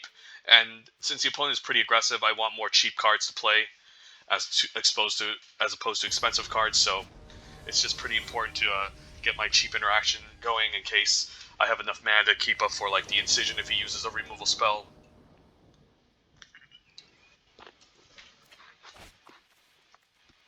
Loving the Circuit Mender on 3, plus all 3 colors. Could see a Kumano turn 1 or Simian Sling, nope. We have a ton of Swamps that we're happy to discard to Modern Age as well. Onico Anvil, didn't see that one in the first match, pretty strong card. Luckily we can exile with Touch of Spirit Realm maybe, so we'll see. So we can touch or we can use Circuit Mender next turn. Might just use Touch of Spirit Realm, assuming this is tapped, since I want to set up an enchantment and an artifact on the battlefield, so we'll see if he uses it. If he doesn't use it, then we probably just want a Circuit Mender here. And yeah, this card is just so good against the red-black decks, or any aggressive deck. The life gain, and then the 3 toughness is a bit of a problem for them to deal with. Voltage Surge, unfortunately, no red, so that's going to have to go. He can activate the Anvil to sack and drain with the Synthesizer. I guess he can use it now, but then he would have to sack his thing, and hopefully he doesn't get a spell off of that. Alright, so we might not draw a card of this Kami all along, and luckily this is the ninjutsu this is only cast, so he can't ninjutsu. So now what? Could just run out the Modern Age, I suppose. And then if I get lucky, I can maybe find an artifact to play. There's also Kami, which I can just run out, but I might want to just run out once I draw a card with it, since the value of it is pretty incredible. So let's do this, and then let's just ditch a black source since we have double black already. And then, yeah, fine running out maybe Moon Circuit Hacker. Although it can't block the 1/1, it's still pretty decent, I think. So I don't really think I'm going to ninja it anytime soon. Let's just run out the Moon Circuit Hacker. And we're probably not going to block the 1/1 token. I mean, I could, but then he makes another 1/1, of course. So I could just use this as a way to maybe discard a swamp or extra lands, assuming it can get through, so we'll just take 1. Actually, maybe I shouldn't have ran it out. It's just so bad against the Anvil. But this does force him to use the Anvil, so I can then touch, so he loses value. Actually, it's not that bad. And if he's just passing the turn, then, yeah, he really doesn't have much to play. So let's run this out, and then run out Touch the Spirit Realm on the Anvil. And then play out land, keep up Return to Action. And yeah, take it from there. Maybe we keep this land so we can discard eventually to Moon Circuit Hacker. Simian Sling, sure. Question is, am I fine trading it? Probably not. Clawing Torment on Simian Sling is pretty good. I think I do that, and then I don't think I'm attacking still. Just gonna run this out. And then the question is, do I run out the Kami? I think it's okay. Because it just allows me to use my mana efficiently. And then, yeah, I think we do this, and then we can maybe ninjutsu the Vector Glider eventually. Right, it's a Seismic Wave. Well, that's a nice 2-for-1. That's not bad. That's a really good card against my deck. So I guess that's okay, and we'll see go. Could just run this out, maybe run a 6/6 Shadow Walker without value. I guess that's fine. So I should maybe ran out the land, but now I got Searchlight Companion. I think I attack here. He's probably just gonna chump sack and make and draw a card. Wouldn't be surprised. I do have a second Modern Age, so I don't necessarily want to discard the land. So I think I just keep it around still. Run this out instead. We can ninja the Shadow Walker off of the Searchlight. And I guess if I have an extra land, I can just replay the Searchlight. So maybe I do just run this out, funny enough, and hope I don't get punished.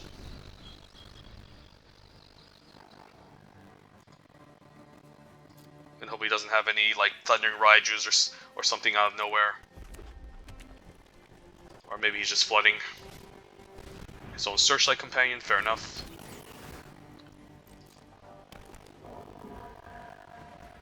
So I probably want to attack with my own Searchlight as well and offer to trade. I can use a Network Disruptor to tap down the Searchlight. I guess that's okay. And then I'm fine swinging both of these. He's probably going to jump and sack.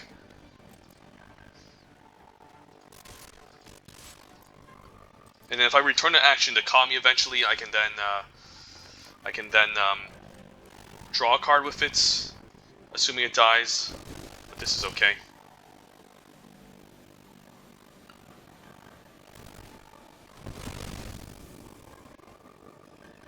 Yeah, but 5/5 in terms of stats is pretty huge, so this is going to be a lot.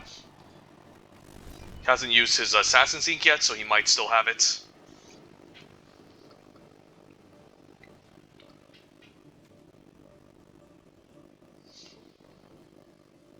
Could see ooh, Twisted Embrace. Yeah, this is probably going to be a Twisted Embrace, yep.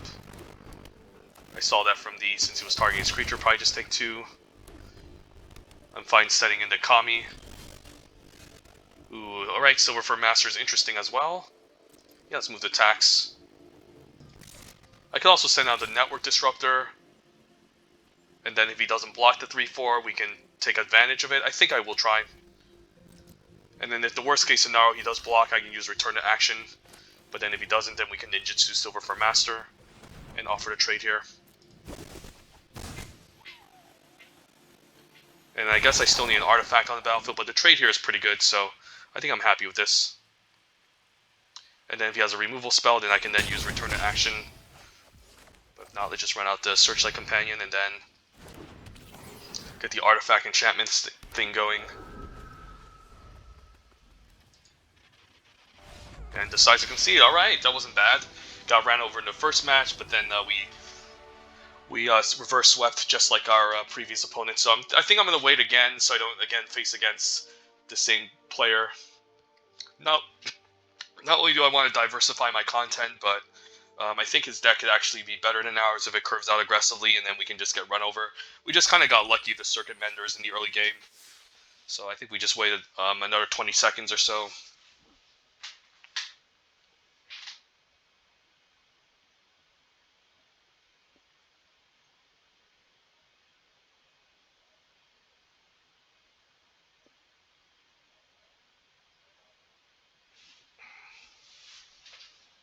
Alright, let's do this.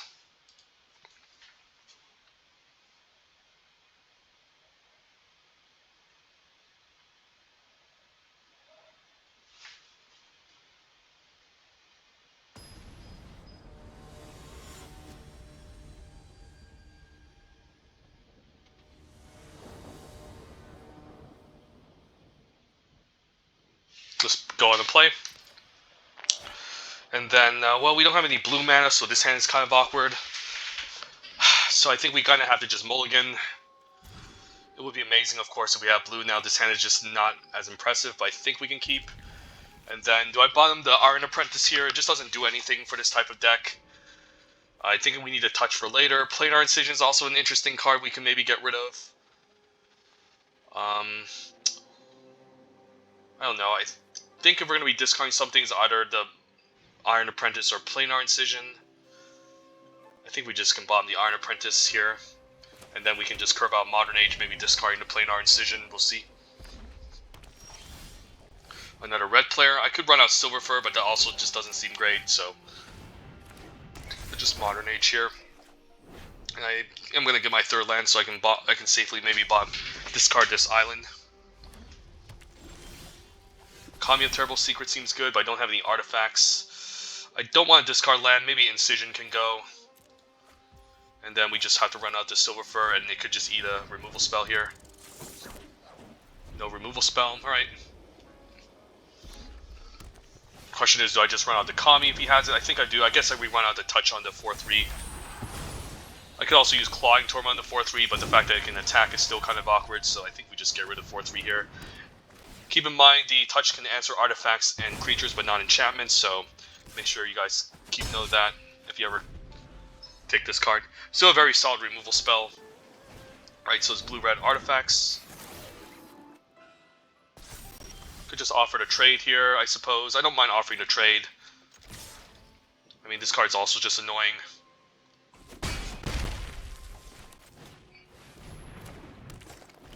But he's going to have to spend 4 manas to utilize it, so we'll see. Then we can draw cards off of Acquisition's Octopus if it goes unchecked. Shattered States Era, stealing my Octopus, well that's rude. Alright, he still gets to draw a card I guess, but that's okay. I guess he's attacking with both, sure.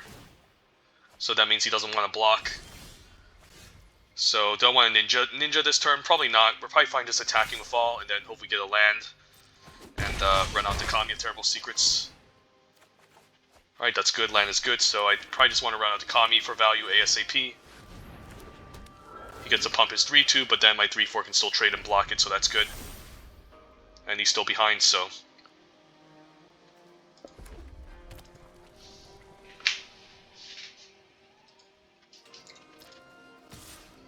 Interesting attack. Do I even attack? That's the question. Probably not. Given that he's at 8, I don't mind just taking 4 here. And then that means I get an extra attacker which can chip in. Twin Shot Sniper taking out Silver Fur Master, that sucks. Okay, but I can still Clawing Torment onto this if I want to. I can also just attack. Okay, so Ken's in Smelter, so he has another blocker here. So now what? I could ninjutsu the Glider and attack for the Kami. If he doesn't block the Kami, he's dead. I guess I try that.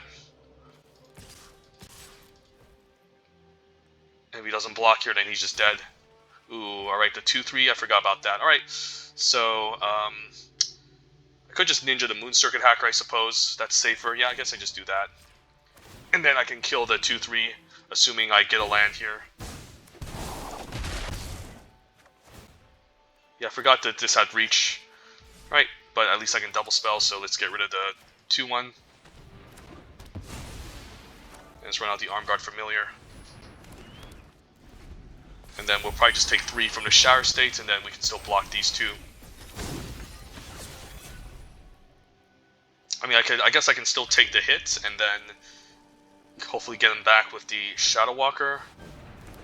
Shrine Stewards.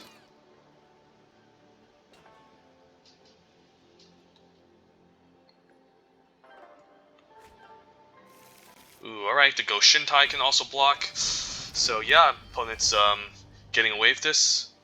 And his 3-3 makes a pretty good attacker. So now what? Could just run out the Searchlight Companion. Could also just run out the Kami and draw a card. Could reconfigure an attack, but then we don't get to develop the board. I just run out the Kami and draw a card. And if we get a tap land, that's the reason why I'm not running out this island, but now I can run out the island, and we can say go.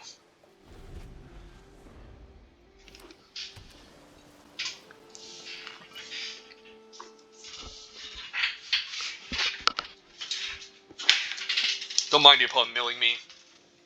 I still have 21 cards left in the library.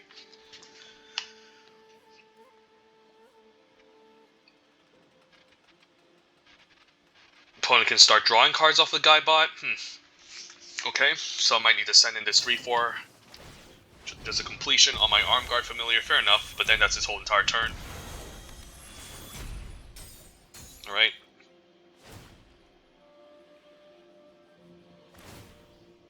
So he respects the Arm Guard Familiar. Alright, let's see, I could just hardcast the Shadow Walker.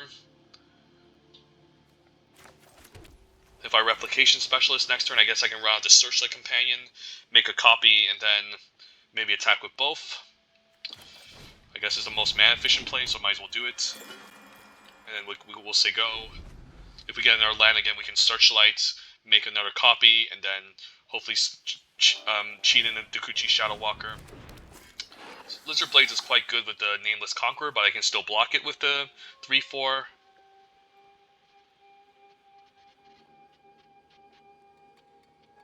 I might take the hit here, or just trade off the Kami. I'm hoping he equips onto Nameless Conqueror so I can just trade so I don't have to deal with it later. Because I would like to just chump the Shrine Steward and not take the trample from the 3-3, so I'm actually fine with this play and hope he doesn't have an instant here. So yeah, let's just get rid of this. I could also double block it just to be safe, but I think I don't want to risk my replication specialist, so hopefully no boar. Right, nope. That's fine.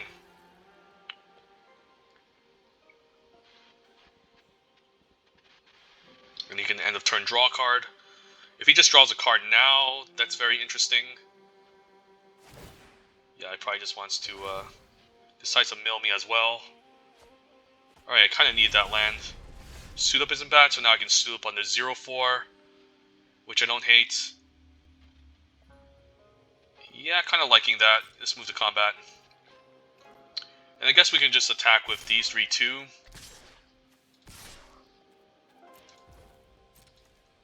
It's 4-5-6. I could cheat out the Shadow Walker, but then I don't get to develop the board. Let's just... Yeah, decides not to block the 2-2 acquisitions. Okay, he decides to trade. That's good.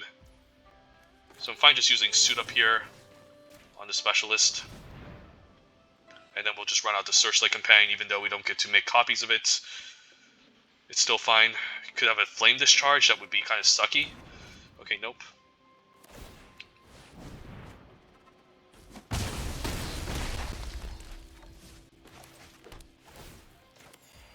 And then, yeah, we don't get to make copies, but I still think we run this out just to make sure we have enough blockers for a double striker on the ground, so.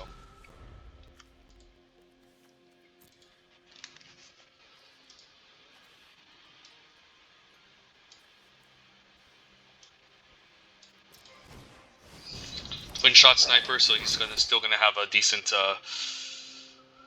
blocker in the sky. But we can maybe sneak in a ninja, and that's game over. Has 2 flyers still, alright, so he has a reach creature. But he's 1 flyer still gonna go unblocked, so I can still get the KO here, so yeah, let's move to combat and then just attack with all 3 of these. It doesn't matter which one he blocks because we're still gonna sneak in the Dakuchi Shadow Walker.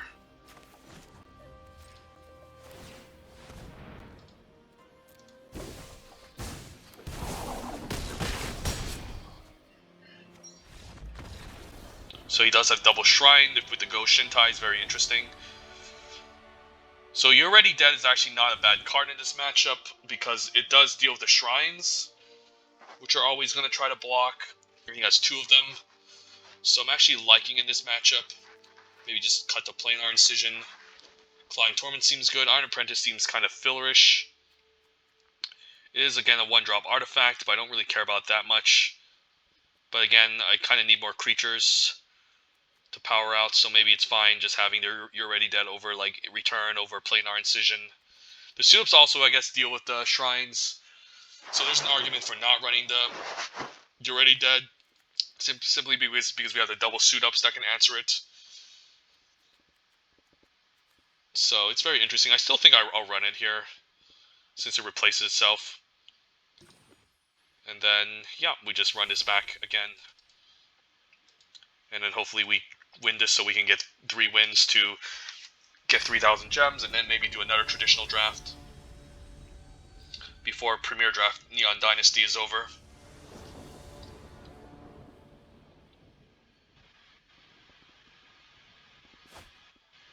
Alright, we have a Spirited Companion on 2, don't hate it, and then plus an artifact into Naomi seems good, so we'll try it.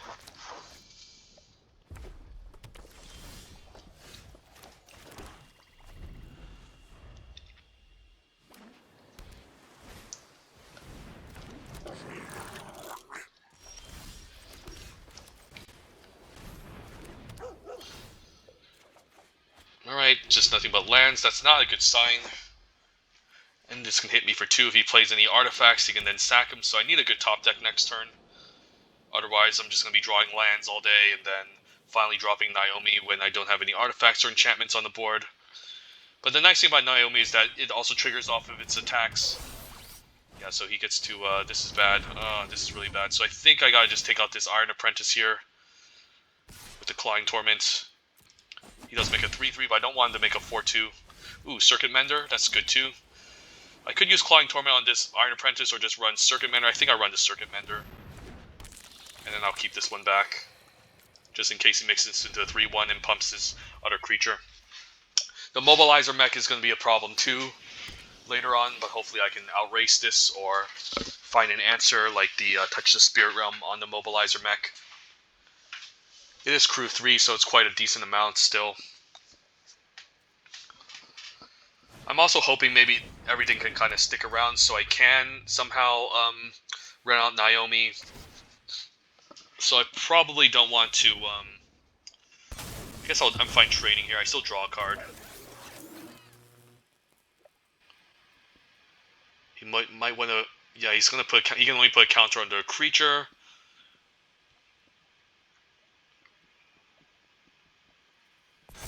I'm fine double blocking the 3/3 if he decides to attack with it. Sure, I lose Circuit Mender, but I still draw a card. And then this is no longer a problem, so...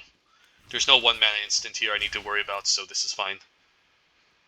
I need to find Artifact for Naomi eventually, but this is still, again, a card draw.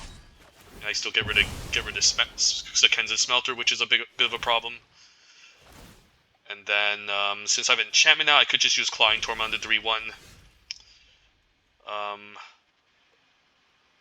Or I can just run Silver for Master into Modern Age. Maybe that's just better. And probably don't need another island. Can run out an island now. Run out the Silver for Master. We still have a blocker for the 3/1. And then I can even run out Naomi next turn if I want to, without an artifact. But still fine. Like again, we'll find one later. Eventually, she can attack and make one. Well, dealing with the Silver for Master is a problem. So now he's going to slowly attack me for 3 in the air. I could Clawing Torment onto this eventually, and if I do, it becomes a 2-powered creature. But I still think maybe for now, we just do the mana-efficient play, run out Naomi. Assuming there's something better. I guess there's an Acquisitions Octopus I could run out instead. So I could Clawing Torment onto this, run out the Octopus, or maybe just run out Naomi just to be mana-efficient. I guess it's fine. Even if I don't make a 2/2 token, it's still a very good blocker, and this forces them to use the flyer. And then I can run out Octopus next turn, attack, make a 2/2, and take it from there. And then Clawing Torment onto this can also just prevent it from attacking. Yeah, he's just trying to race at this point, I think, because he probably can't outvalue Naomi. That's a very interesting attack with the Twin Shot Sniper. I could just block it. It's a very interesting attack. I think I just block it here. This implies he has a Pump Trick with the board, but I think we still do that. So we can make a 2/2 with Naomi. So yeah, it's a very interesting attack, to be honest. Not sure what it implies. Ooh, Touch of Spirit Realm getting milled, that's not good. Replication Specialist is pretty good. Might just run out Replication Specialist instead. Yeah, you know what, I think I'm going to get greedy here. Let's lock down this Clawing Torment. I'm going to use Clawing Torment on the vehicle here. Hopefully he doesn't have a Planar Incision to offset.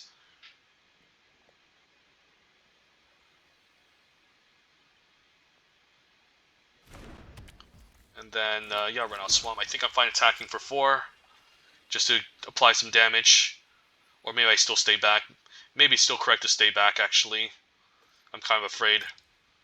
And then run out to Specialist, and then Specialist can copy the Acquisitions Octopuses.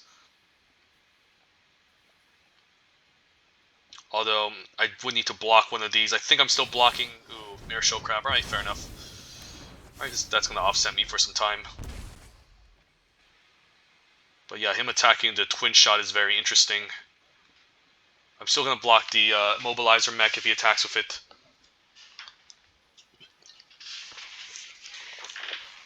Yeah, if he has an answer for Naomi, then I won't be able to outvalue him. And this Acquisitions Octopus because it doesn't do much. So yeah, opponent getting some nice mills.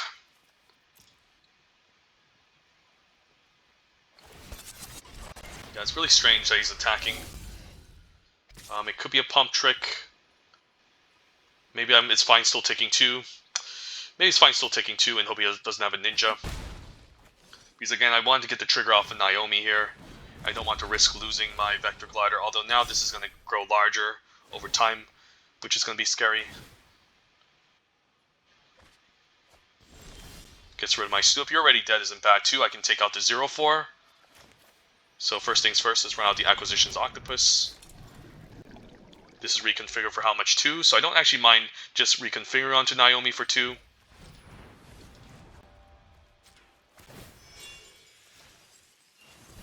And then the question is, do I attack with a Vector Glider? Maybe I don't, since I might want to, I guess we still make a 2/2 token on the back foot, but maybe it's still a little bit too risky. I'm fine attacking this to draw a card. Decides to chump, fair enough. So maybe I could just reconfigure here, which I think I will.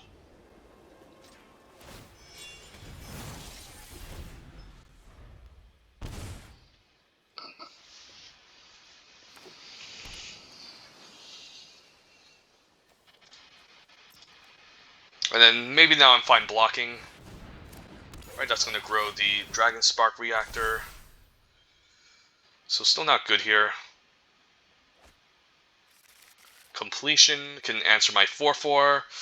It's kind of a problem too. I guess I can maybe attack with all and see what's up. Maybe I just do have to reconfigure here. He can double block, but then I can use the You're Already Dead to finish him off.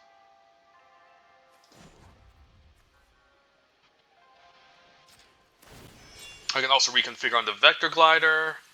He can double block Naomi. I can use You're Already Dead to finish off the 2/2.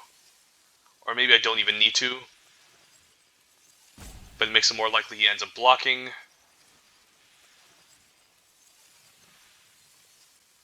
Maybe I just do on Naomi and force a double block. And then we can use You're Already Dead to finish something off. Yeah, let's just attack with this.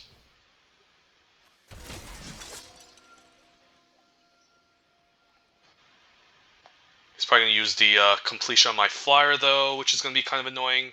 Plus this is also going to keep growing over time. It's not looking good here. I'm actually liking the double block. So we want to order the Shrine Sword first. I mean, I don't think it matters though, because we're going to use You're Already Dead to finish it off.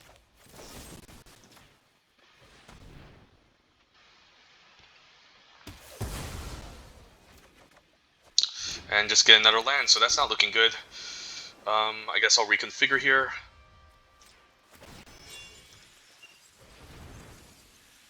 Could see the opponent use the completion. Could see the opponent use the completion on the 2/3 attack with the flyer next turn, but he still needs to crew 3 with this, so it still takes a bit of work.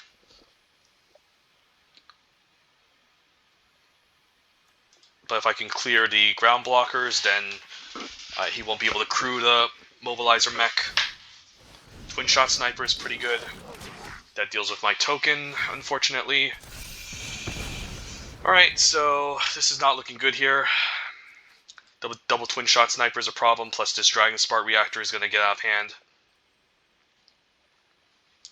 So we need to find an answer to this twin shot, and maybe we can be alright. But yeah, twin shot is very good, so suit up is really good too. I guess we can just attack and use suit up, but then he's just going to block my 3/1. So I think what we can do here is we can just reconfigure. And then attack. The 2/3 probably blocks the 2/2, or if he blocks the 2/3, he prevents me from drawing card, but then his 1/1 probably needs to, his 3/1 probably wants to block. This can't block either. So I'm actually hoping this blocks here. Wow, he actually decides to crew. Did the opponent realize it can't block? He's going to do that, so then we're just going to use suit up.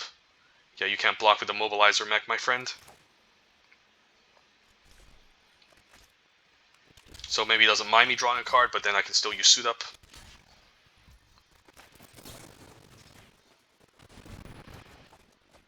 And the network disruptor also isn't bad too. So yeah, just run out the network disruptor, why not? And then, yeah, we'll say go.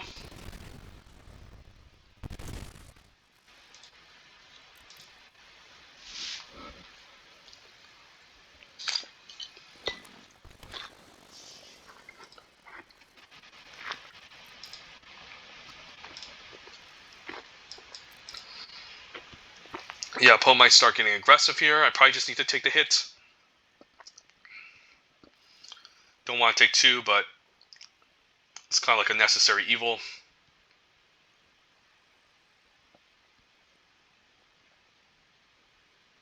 I can always move this equipment onto the 1/1 Disruptor if I think he's planning to use completion on my Vector Glider. But I guess if he's going to crew and hit me for 2, then he won't have a ground blocker. Yeah, unfortunately I think I have to take it here. He's probably planning to use the Dragon Spark Reactor though. And then I guess he can use the Reactor and the completion, so he has 2 good removal spells. So I don't think it really matters where I reconfigure, because he's going to kill it anyways. I guess I can run out the Kami now and force it. Yeah, I guess that doesn't hurt. This will force the... I guess he allows it to resolve. Interesting. Alright, I guess we just attack.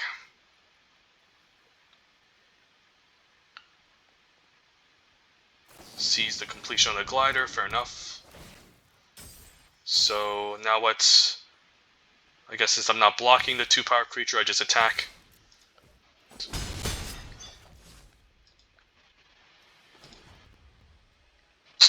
And then I guess I reconfigure on the 3/4.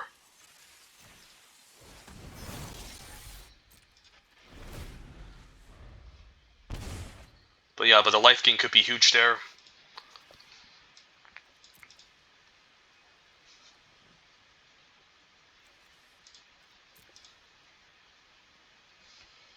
And if he wants to keep reconfiguring attacking, he would have to use removal spells.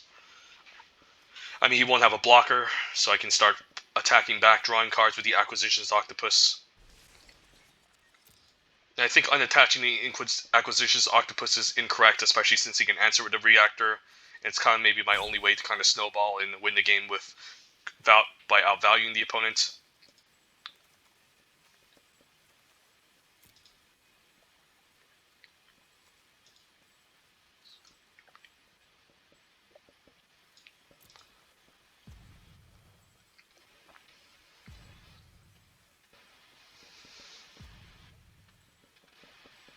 So if he crews here, he might have a second creature. We'll see.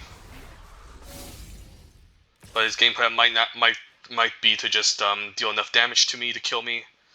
Maybe he top deck the Ninja. Who knows? Since there's a pause. Yeah, if he gets a Ninja, that's kind of bad. Ambitious Assault. All right, that's kind of scary. Especially since now he can kill me next turn with the Reactor and the Flyer. So I might have to keep the Flyer back. How good is a Dakuchi Shadow Walker? I guess he won't have enough mana to do his thing. So let's see. I guess that's lethal. Yeah, I guess that's lethal if we unreconfigure. So what we can do is unreconfigure the Acquisitions Octopus. Move the combat. I guess we want to attack with all. Yeah, I think we need to ignore it again for lethal because I need to deal 7 damage here and then ninjutsu the Shadow Walker.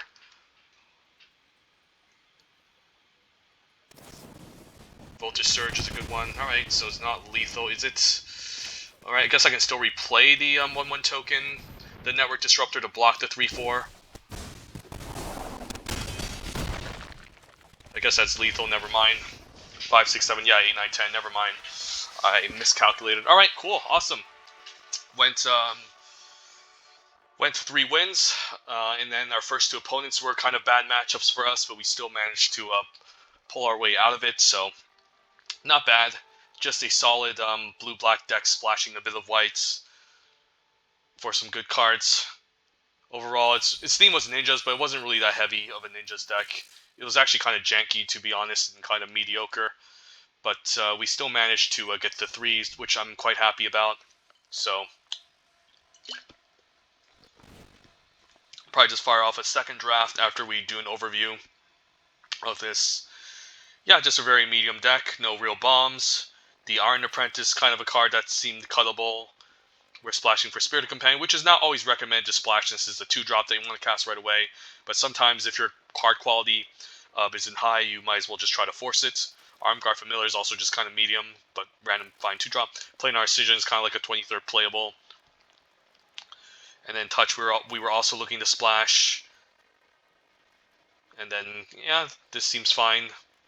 So, yeah, just a really decent deck. Nothing too insane. Was planning to splash the Springleaf Avenger, but we just saw too many good white cards late in the third pack and had to abandon our first pick. But it's fine. Deck went three wins.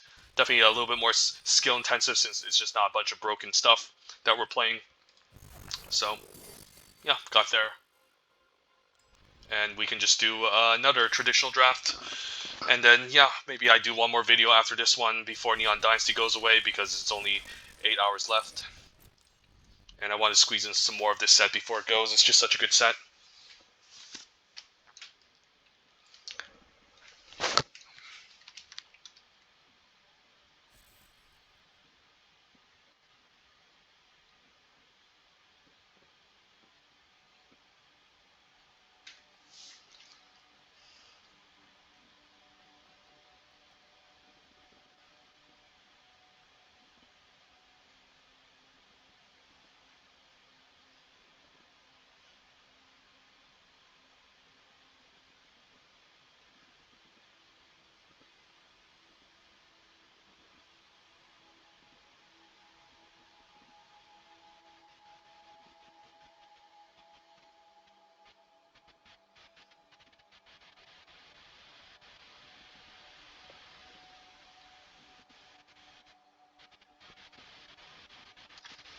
Just going to put myself on hold and go on a break since these traditional drafts sometimes can take up to 13 minutes to fire like you saw in the beginning of the video. So, one moment.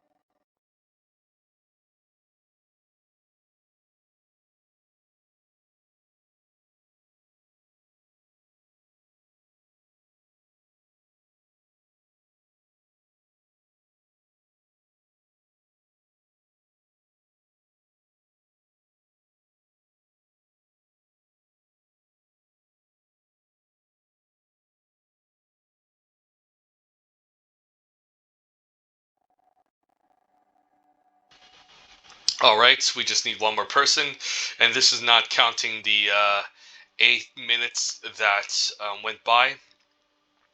So I can roughly say this is has been 22 minutes in terms of best of 3Q. So yeah, sorry for the wait, folks. So I'm hoping some of you who I'm hoping some of you didn't really wait this long and decide to just speed up the YouTube video to this point. But yeah, we just need one more person and we should be ready. So usually for best out of 3, I like to just queue up. I just like to queue it up and then just take a break. Since it just takes too long for traditional to work sometimes. But of course, the reward is more lucrative, and you don't face against too many busted decks. Premier Draft is just, however, just very difficult sometimes. Even if you drafted your best, I don't know why, but the people in Premier they're more tryhards, I have to say, and you'll be facing against seven or more different opponents. So you don't really get the sideboard, nor do you really get a higher win rate, since let's just say the person that you're facing against has a deck that's not very advantageous towards yours. You still get to play the second game, assuming you get the first one, and still take it from there. But yeah, someone just left, so I wouldn't be surprised if this takes another 5 minutes or so. So maybe it would take 28 minutes. So yeah, I think this has to be my longest record, because I think I waited for 8 minutes and there was still one person waiting, and I had to just redo it again, and it took this long to finally get up to this many people. So hey, drafting again matters. I'm just gonna quiet myself down again.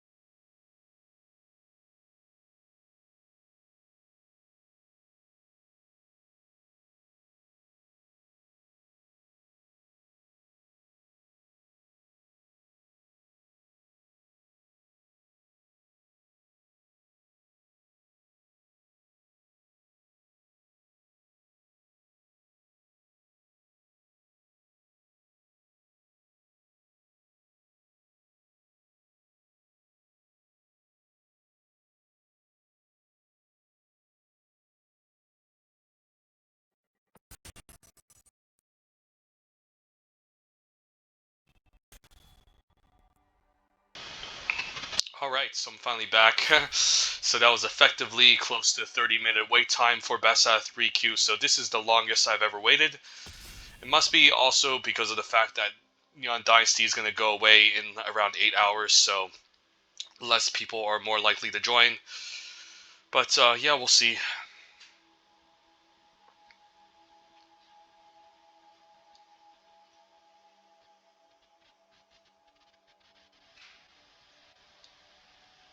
And it's still going to take maybe one more person to hit the ready button, and we'll probably have to re-queue again, given how the wait was really long and someone probably went AFK. Alright, never mind. Alright, that was the final second.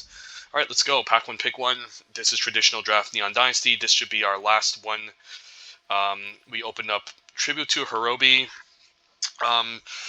The rare has a high ceiling and high risk. It's not very good against a ninja's deck, but outside of a ninja's deck, like if you're saying, for example, you're facing against a green control deck, this card can be pretty good.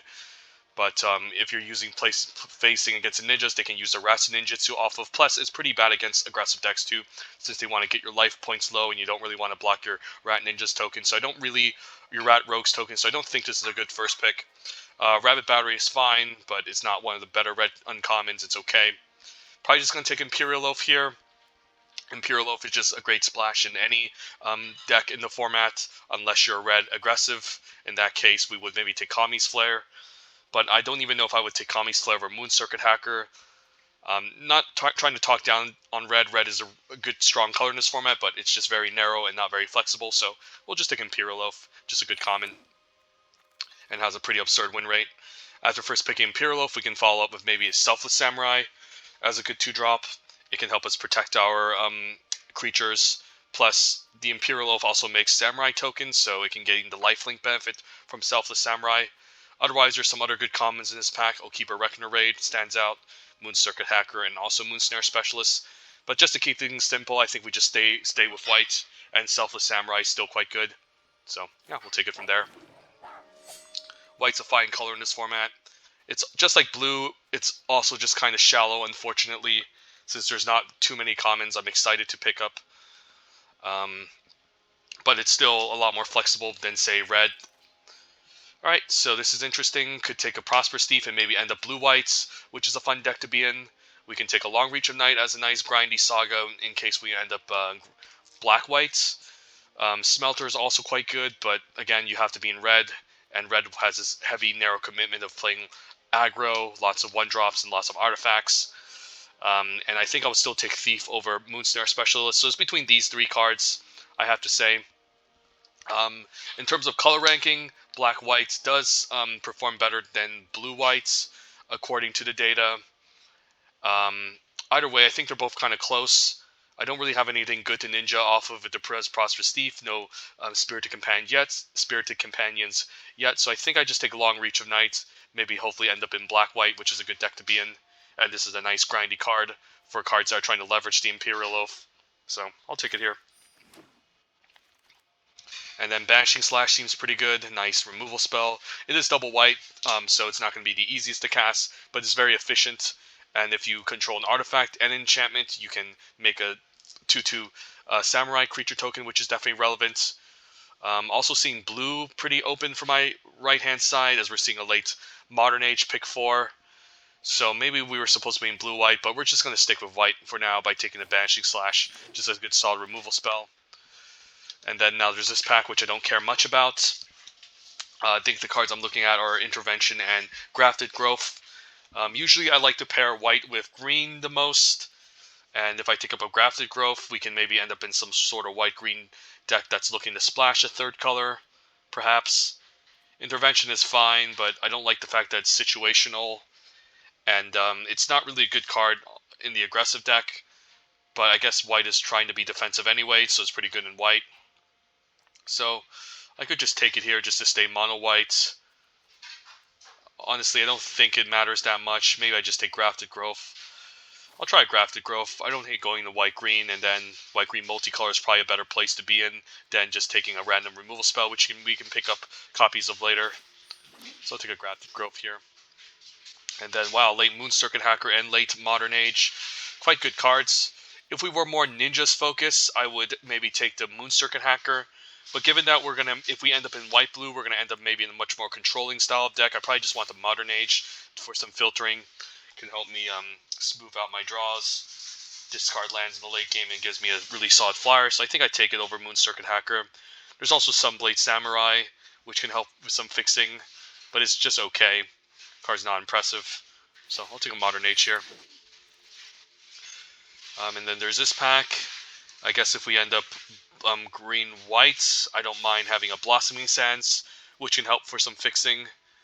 Help with some fixing, I mean. And then that way it can maybe support going 4 or even 3 colors better over Commune with Spirits, which also has some decent solid targets with what we have. But we currently don't have any enchantments in white. So I'll take a Blossoming Sands. Lethal Explode's also okay. Alright, there's a Moonsnare Specialist, pick 8, which is pretty absurd. There's a possibility that the person to my left is still drafting blue, and then he just took the other blue cards, but this is a really light one, so I'm going to take it over Dokuchi Shadowwalker, which is also a fine finisher, but Specialist is usually just better. And yeah, the cheaper ninjutsu is the better than ninja usually, so who knows, maybe we end up in blue-white sort of aggro-y tempo sort of deck. And I don't know, When We Were Young is not really that amazing of a card. But I guess if we end up blue-white, we could use it for the sideboard. There's also Careful Cultivation, which could help us ramp a bit too. If we end up in green-white, maybe that's better. I don't really care about the Pump Trick that much. There's also the Planar Incision for blue-white, but I'm not out of green yet. Let's just take the Careful Cultivation. And then we'll take the Uncharted Haven over Commune with Spirits. And again, in case we end up 4 colors. And it also helps with some fixing. We can you'll also end up Esper. Maybe we don't end up in green. Maybe blue-white splashing black. So I think the land is worth it. And who knows, I don't think we're playing Armguard Familiar, but I'll put it in the main deck for now. So it seems like, yeah, it seems like white is open and blue, but I'm not sure if blue is going to be more open for my left-hand side or white.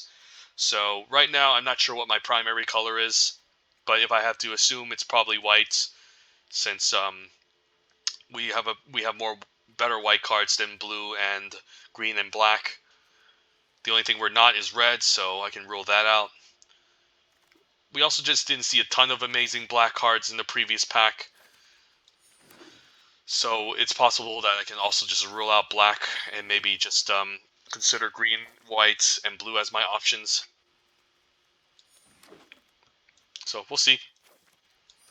As we open up next pack, which we see Cloudstone Kirin. It's a fine card. It's not like amazing particularly, but it can give me a nice evasive threats. And then the opponent does have to find a way to interact with the Cloudstone Kirin, because if it does stick around, then they can't win the game, of course. But overall, I think it's just an okay card. There's enough ways to interact with it in a set. It's not all that amazing. Otherwise, we're looking at this Intercessor's Arrest, which is okay. Yeah, which is also just a medium card. Kind of like in the Cloudstone Kirin. It keeps us in white, and also it's an artifact for Banishing Slash. So it can be a fine way to enable it. And it's just a 3/2 flyer. Maybe we need it to close out the game somehow. Yep, otherwise, there's also Chef. And then some fine green cards, but we're not sure if green is open or Terrarium, so I'll take a Cloudstone Kirin. Ooh, Fable the Mirror Breaker is a broken card. Otherwise, we're looking at this Virus Beetle and Dual Land. Okay, maybe I can make way to maybe end up splashing Fable the Mirror Breaker. Or maybe we end up just red, white, which is not where I want to be, but this card is a top 3 card in the set. Card is pretty busted and provides a ton of value. So, yeah, I'll take it here. I usually like to be base green when I'm multicolor, so that's also interesting to note. And then there's this pack, which has our Sunblade Samurai, which is, again, okay. Ironhoof Boar, probably the best red card, and then I guess there's a Fang of Shigeki. I could maybe speculate on the Fang to end up maybe base green, and speculate still. I don't know if the red was a bait or anything, but there's no amazing red cards in this pack. And the white card Sunblade is okay. Just a very medium card. So I'll take a Fang. And then we can assume our base is this. Now we're seeing some good blue and black cards with Kami of Terrible Secrets and Network Disruptor. We saw a ton of blue in our previous pack. Didn't see too much black. So I can maybe take the Network Disruptor of Okami, and that's okay. And then maybe if we end up blue-white, splashing black or splashing red, that could be an option. There's also a dual land. But again, I don't think we want to lean towards black here as much. I think the Network Disruptor is pretty good for doing the whole ninja thing in blue-white, so we'll take it. As I say that, we get past some good green cards. So yeah, this draft is just all over the place. Definitely gotta take Spinning Wheel Kick over Azusa's. Azusa's is fine, but Spinning Wheel Kick is a really nice late game card. Can get a nice 3 or 2 for 1 sometimes. So alright, I guess we take the Spinning Wheel Kick. And we go back into green, so essentially, again, we're all over the place. And there is Octopus, but I think maybe the blue-white ship has sailed. Not sure. I mean, we did see a late Spinning Wheel Kick that shouldn't have been in the pack. So maybe just take Harmonious Emergence as a fine 5-drop. And this way we have a much more clear game plan than after we took Spinning Wheel Kick. Otherwise, we're just going back and forth and not accomplishing anything. So I think we just take the Harmonious Emergence here. As I say that, well, there's another Network Disruptor. I guess there's a dual land, too. But that's a pretty late Network Disruptor. Maybe you're supposed to be green-blue. What will this help me? Splashing green, just a Modern Age, which is not very exciting. So I guess I just take the Network Disruptor. I don't know what's going on anymore. Maybe blue-green is the place to be, actually. So it's between, like, Repel the Bile and Preserver. I don't know, it's blue-white or blue-green. I have to make a choice here. Repel's fine. I think we just want the Jukai Preserver as a nice 4-drop. Because if we're going to be in green, we still need to have our 4-drop here. Otherwise, we're never going to have a solid deck. Take a Clawing Torment. And then, alright, we have a dual land. I mean, we could also just splash for the Imperial Loaf, I suppose. What does not seem particularly open after our first couple of picks. And we can be just weird, I don't know, blue-white ninjas deck. Or, yeah, blue-green ninjas deck, sort of.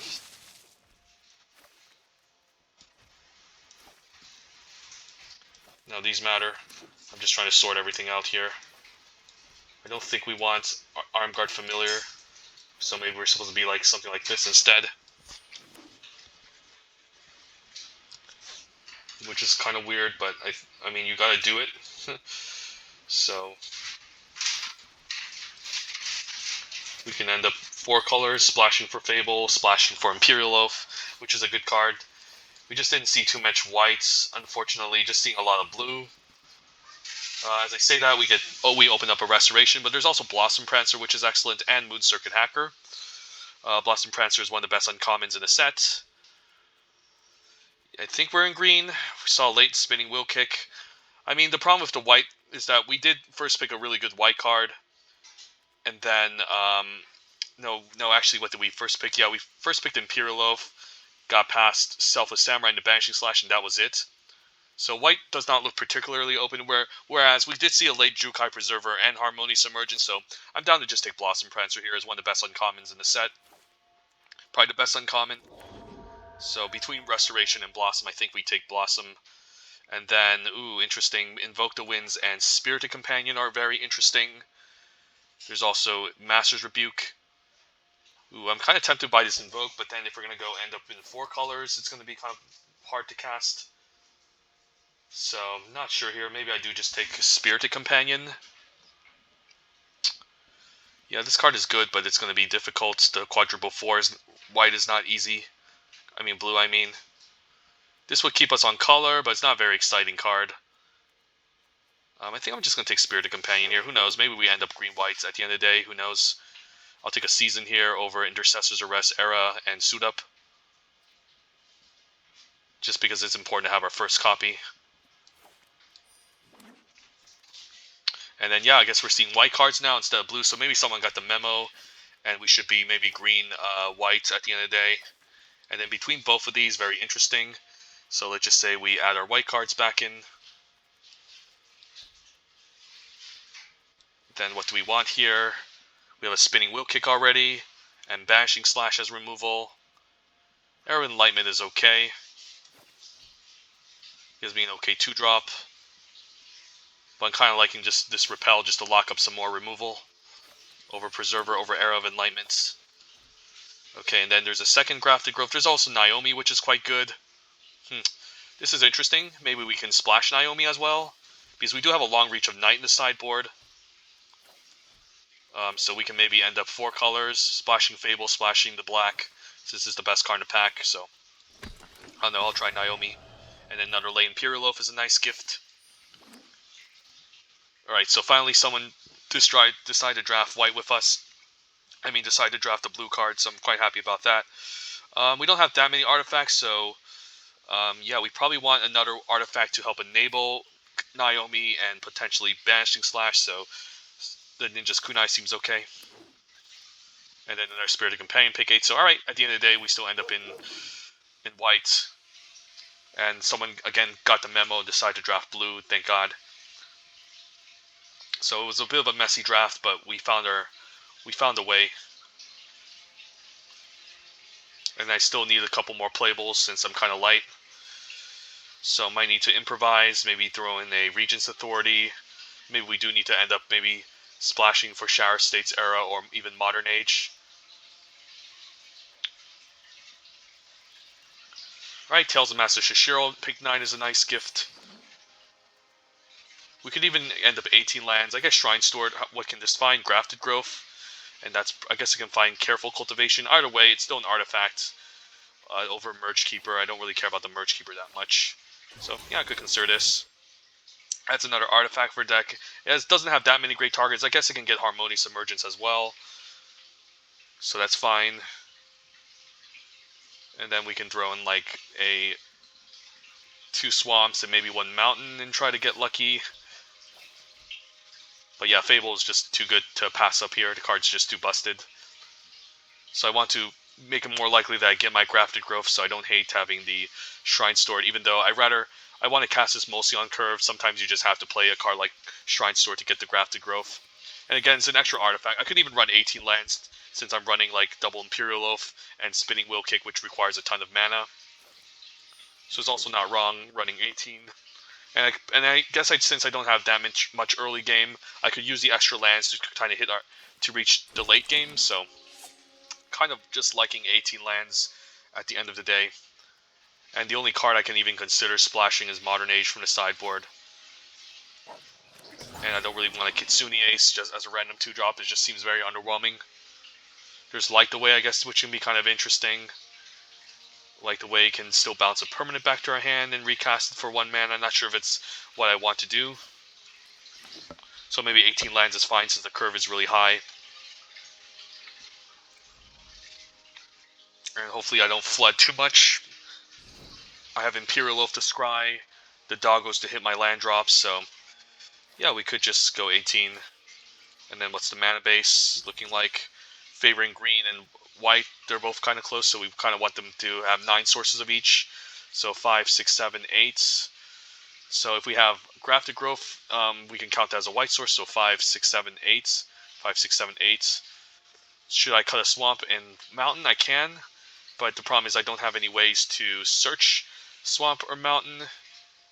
I guess I can still get away with cutting 1 mountain, I suppose. And then we still have 1, 2, 3 sources of red, including Grafted Growth in the deck for the Fable. 4 sources of black, 1, 2, 3, 4. And then 5, so 5, 6, 7, 8, 5, 6, 7, 8. Probably don't mind an extra forest, since we need our green to hit to cast the Grafted Growth. Although I could say we need more white, since we do have the Spirited Companions we probably want to cast earlier. Plus we have the Banishing Slash for double white. I guess if we're running 18, I can just keep it even here. Just go 6, 7, 8, 9 green sources, 6, 7, 8, 9 white sources, and then do something like this. And then I don't think I'm going to go 5 colors of Modern Age, just too much of a stretch, even though it's a good card. I don't know if I'm splashing Shattered States, probably not since it's for an aggressive deck. And then none of the white cards are anything exciting. So, yeah, we'll just try this.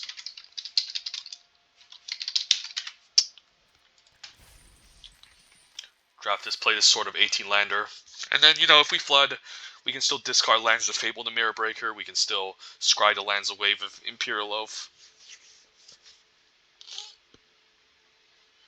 Either way, it was a very interesting draft. started off with some white cards and then didn't see any white in the second pack, and then in the third pack we finally saw white, and then we saw a ton of blue in the first pack, but then yeah, third pack we finally saw blue dried up, so wasted a couple of picks on some blue cards.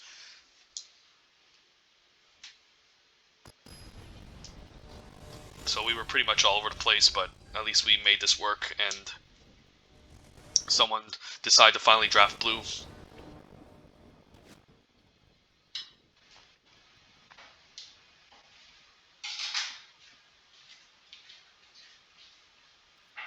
Yeah, I don't mind being on the play. 18 lands. Alright, this seems good. We have all three of our colors, grafted growth, so we can also find, whatchamacallit, we can also fix for red for Fable, and then we have some nice late game cards. So this seems pretty good.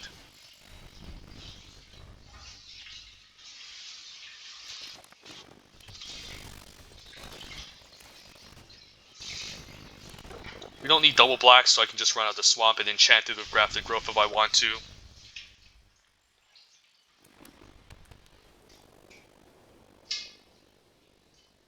Since we might want double white to double spell with our white cards as opposed to black. So opponents in green white, alright, with a fine defensive 2-drop. Alright, definitely going to run out the grafted growth, and yeah, it would be a mistake to attack since it's going to get pumped. It has pseudo Bushido. It's more like just Bushido 1, but they didn't want to introduce Bushido in this format since it was just such a unfun mechanic to play against in the original Kamigawa block. Not sure if this was the first set or the third or second or third, but it's just apparently not a card people want to play. Opponent could free roll me for 2 here, but decides not to attack. Interesting. So yeah, I think I just run out to Naomi. Even though I don't make a 2/2, eventually if I find an artifact, I can just attack with Naomi and make a 2/2. And I don't have that many artifacts anyway, so it's fine. And then hope the opponent doesn't have a Farewell in his deck, which is always a bomb that you can't necessarily play around.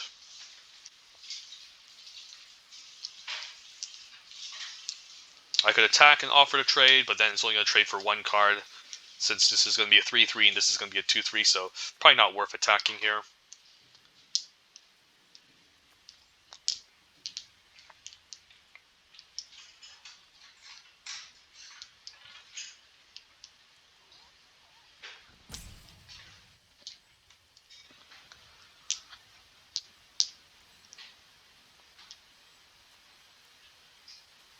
So maybe this could be the other green-white drafter table. Interesting attack. Not sure what this implies. I could just take it, honestly. Yeah, I don't know what this means. I don't want to lose Naomi, and this 2/2 can't block, so I think I just take it. And then maybe I block with the Imperial Loaves next turn and see what's up. Yeah, this is a strange attack. It could be a ninja. And if he brings out the Kappa Tech Wrecker, I don't really care. I guess it could be the Blizzard Blade Kitsune, the 4-mana 2/2 double strike. Or 3-mana 2/2, but you ninjutsu for 4, so we'll probably see that one of those, because he's targeting his own creature. Could be a Jukai Preserver as well. He could just be channeling some counters. But yeah, that was a strange attack, so I don't want to. Right, just a ninja. That's fine. Interesting, he decided to bounce a Golden Tail Disciple. I mean, that's okay, because this is just a huge tempo loss as a 2/3. And he doesn't gain a life, so very interesting choice by the opponent. Could run out the Long Reach, and then run out this Selfless Samurai. This way, maybe I can keep up a blocker for next turn. But Imperial Loaf is just more mana efficient, so I think I just run that out first and see what's up. And then this could be a Wanderer's Intervention here with the 2 mana. So I still probably don't want to attack with Naomi. I can afford to take a hit from the Jukai Preserver. Blossom Prancer is good. I also don't need red mana with the Grafted Growth, so I think I can bomb both, since we're running 18 lands. And then, yeah, probably fine maybe just attacking for 2. And then not going to attack with Naomi, because Naomi is going to die to Wanderer's Intervention. So yeah, I'm assuming this is a Wanderer's Intervention since he kept up 2 mana. And he attacked into my 4/4, so I might just triple block the 2/2 next turn. Very interesting to decide to ninjutsu the Golden Tail. It doesn't have any relevant enter the battlefield abilities, so Coiling Stalker is sometimes a bit of a nombo.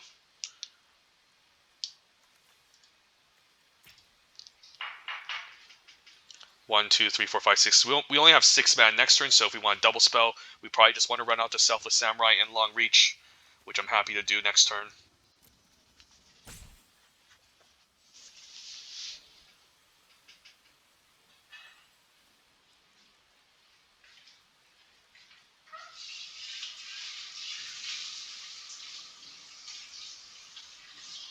Let's see if the opponent decides to attack. Doesn't decide to attack. Okay. So probably just going to run out this Golden Tail, I assume. And then with the Selfless Samurai, I can now block once I get this down, since if he tries to use Intervention, I can protect it. Unfortunately, he still can't attack past his Jukai with my Samurais in free roll. So he's probably just going to double spell here. Running a Moth Rider Patrol, a card that I don't think is very good. Keeps up his mana still, very interesting. Right, so if I run out Selfless Samurai and attack with the Naomi, he still has a good double block. So I don't really care about intervention that much. Yeah, I think we just run this out first and see what's up.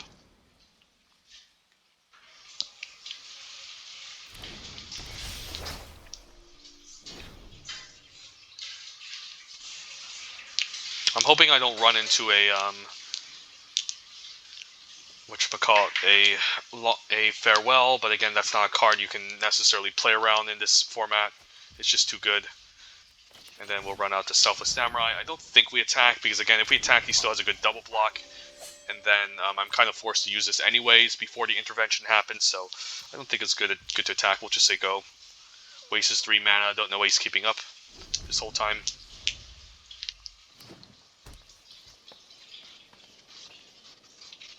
So yeah, I don't think I play around Farewell. I think we just run out Blossom Prancer.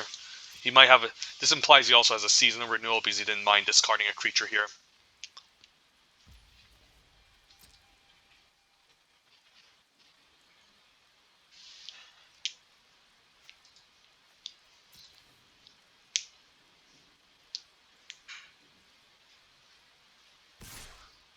Sure. Another ninja. I guess it could be the Springleaf Avenger here. To get back his Bear of Memory, that's why he decided to discard. Alright, we could see the 6/5, that can be pretty annoying. Or not. Alright, so he doesn't have it, otherwise I think he would have done it. Still don't understand why he's keeping up all his mana, it's kind of interesting.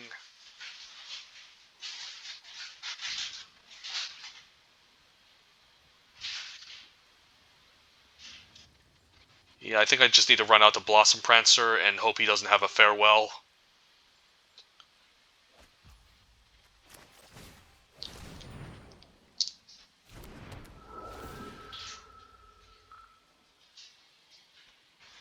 Cloudsteel Kieran's interesting. Cloudsteel Kieran can give me an artifact. Harmonious Emergence can also become a 4/5. Do I care about making 2/2 tokens? I guess I can always reconfigure the Cloudsteel Kieran onto my Naomi, and then this funny thing is I can even protect it with the Selfless Samurai. So I'm kind of liking just taking the Cloudsteel Kieran, and then we'll just say go. Next turn we can reconfigure onto Naomi and start attacking with her.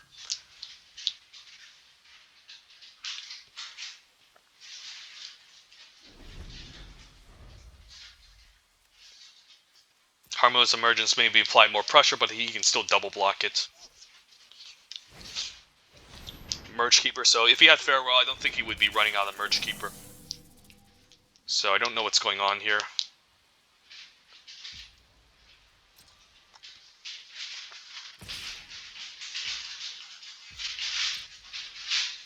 Ooh, interesting attack. Oh, I should have blocked. I forgot this had a reach. Yeah, I should have it should have been right to bait it out. Ooh, Fable Mirror Breaker. I don't have anything to discard. I think I'll hold on to the Fable for now. We can draw out the Cloudsteel Kieran. And then the question is, do I attack with the 4/4 or wait until I reconfigure? I think I still wait.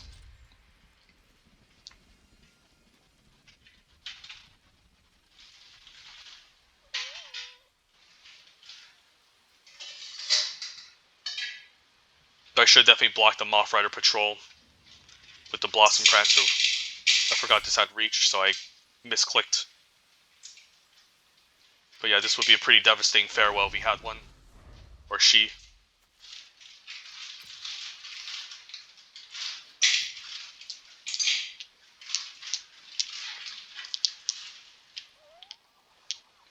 Maybe the fact that I clicked so fast makes it so that he doesn't think I have a reach creature, but I still have a 3/2 on defense. So he still knows about it.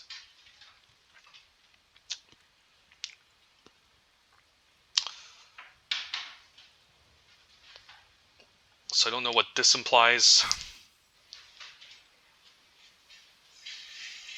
He has 6 mana available with the Merge Keeper. So he might just use this for a Farewell.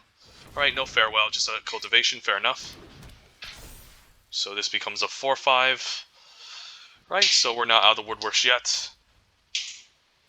And opponent wouldn't have done that if he had Farewell, so I'm actually hoping he attacks too. So we can bait out an intervention. And then I can just sack the Selfless Samurai to protect my creature. Right, I don't mind just blocking my tokens, to be honest. And even the Spirited Companion can get in the way. So let's just try this. This could also just be a... If he uses an intervention, I actually don't mind this too. So this is a very interesting attack. If he has Favor to Jukai, that will also help him stay alive, I think. Boseiju, okay, how much power is this? It's not a ton. It's only +2/+2, so I guess it's +7/+7. Oh, he has a Careful, right? Oh, it's fine. It's still a trade. And he loses everything, so that's good. And do I want to season back anything? I can only season back Companion, so probably not. Another Imperial Oath seems good. Or I can just reconfigure an attack, and I think I'll just reconfigure an attack. This is also my only enchantment on battlefield, so yeah, opponent realizes. Yeah. So I don't need to play around Farewell, I just need to play this grindy game where I just outvalue and outlast the opponent.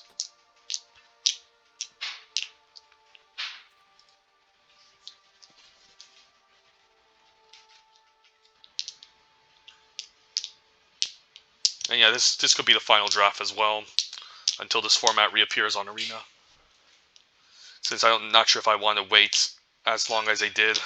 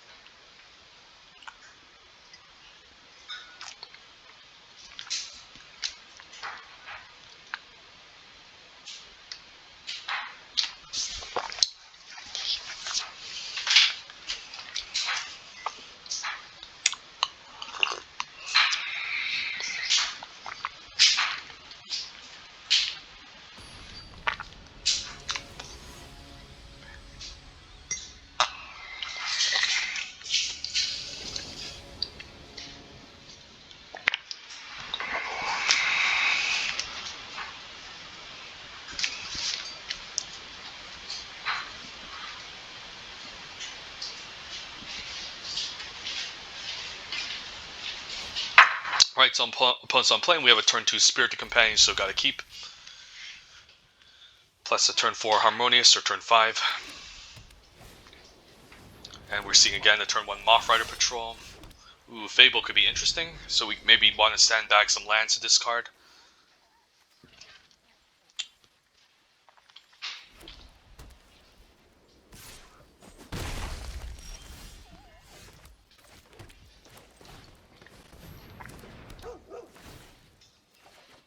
Ooh, more lands. Alright, this is 18 lands, so at least this can help us dig. Jukai Trainee, so almost the same start as the last previous time. Ooh, Cloudsteel Kirin, interesting. Alright, I guess I run that out, and this can hold off the Moth Rider, probably just take 2 from the Jukai Trainee. I could also do the thing in trade, but I might want this artifact to stick around for Banishing Slash and potentially Naomi as well. If he attacks with a Moth Rider, the question is, do I still block it? This is interesting. I might have to just trade here. As much as I like getting an artifact down, this 2/2 flower could be a problem. So I think we actually block. Either way, like, sure I lose the artifact, but I still have Shrine Storts. Yeah, I think I just trade here. Otherwise the damage can add up and the flower can be a bit of a problem. So, alright. Just hope I draw into something more than just lands. But that's a risk I'm willing to take with 18 lands. Hopefully no removal spell.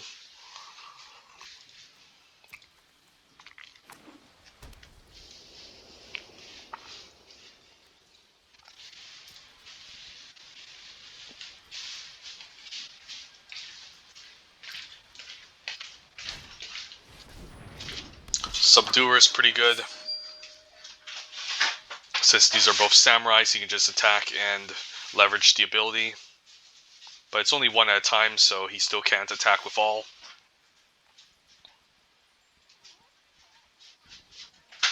So probably see him attack with both. Decides to only attack with one. Interesting, because he doesn't want me to chump block.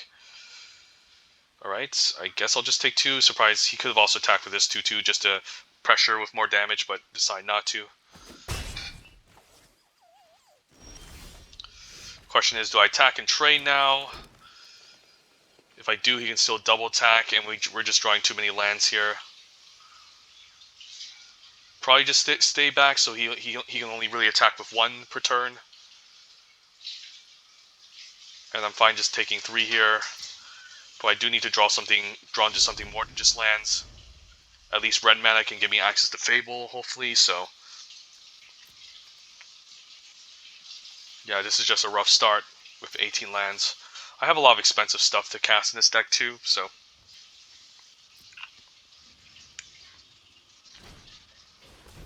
We just need more time. But we'll be taking 3 per turn.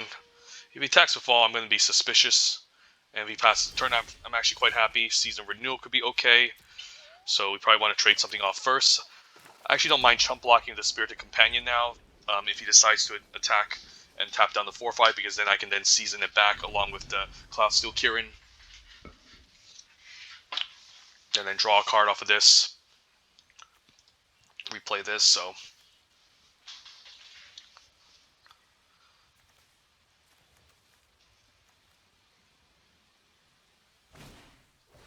Quelling Stalker main phase. Yeah, opponent's just main phasing a bunch of stuff.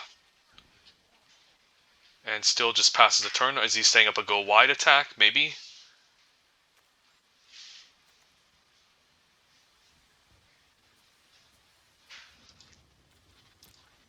Yeah, he might just do it now. So I think I block. Oh no, he decides to attack with both. Interesting. Yeah, he should only attack with 1 if he wants to enable the ability. Decides to only attack with a 2/3, fair enough. And I think I'm chumping here with the 1/1.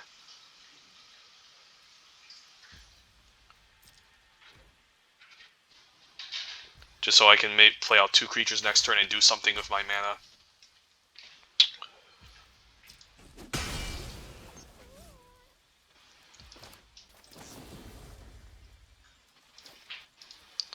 So we can bring back the Cloudsteel Kirin as a creature, and then Spirited Companion as an enchantment.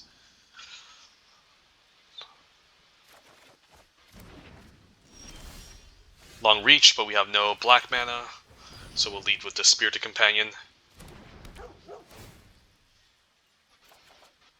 And Grafted Growth doesn't seem bad.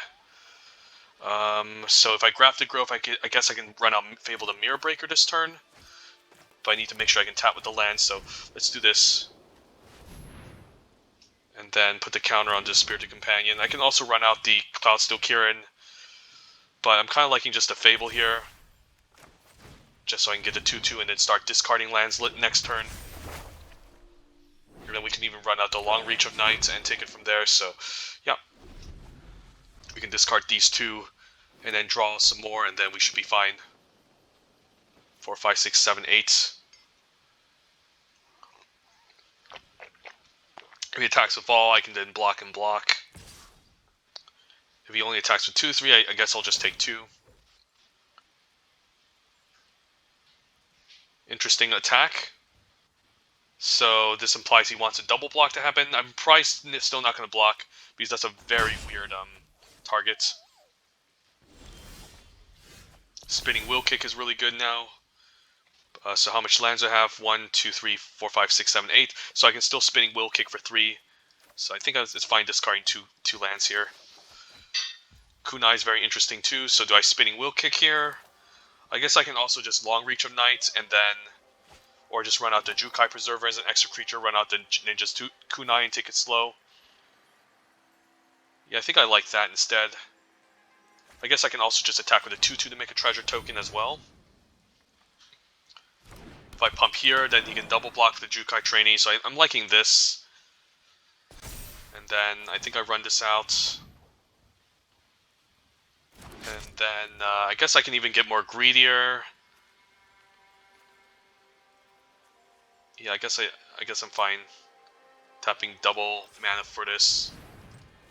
Ninja's Kunai, equip it onto Spirited Companion. And then I think I attack just to make an extra treasure. Because by making an extra treasure, I can even like use the spinning wheel kick for 4 potentially. So we'll see.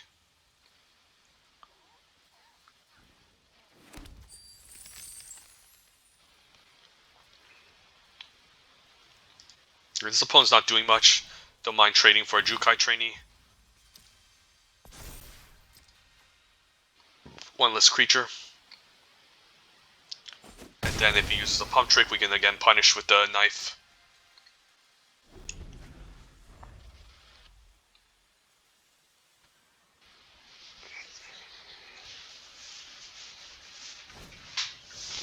Just a naturalist. But he's definitely holding to maybe the Boon of Boseiju, I feel like. So Boon of Boseiju will give +4/+4 to a creature. Or just a bearer memory. I might want to shoot down the bearer now. And maybe that way I can bait out the combat trick that he has, so then I can spinning wheel kick everything next turn.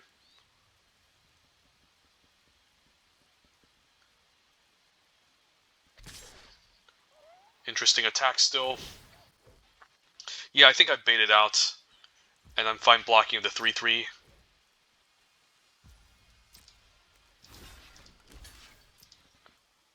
And then if he tries to use a trick, I guess I can use I guess I wouldn't have the mana. Alright, that's fine.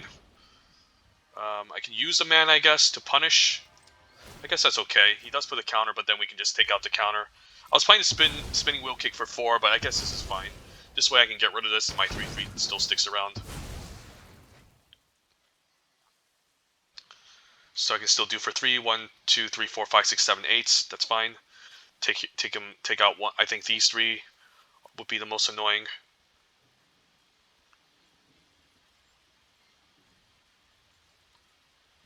Then I can keep out the 3/3 and the 2/2. Alright, so I think we just do it now.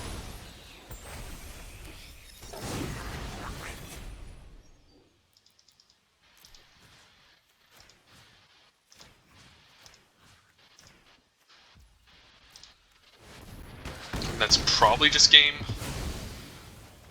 Fine attacking with the 3/3, offering to trade for the Jukai Trainee. But yeah, opponent's deck just didn't seem all that optimal.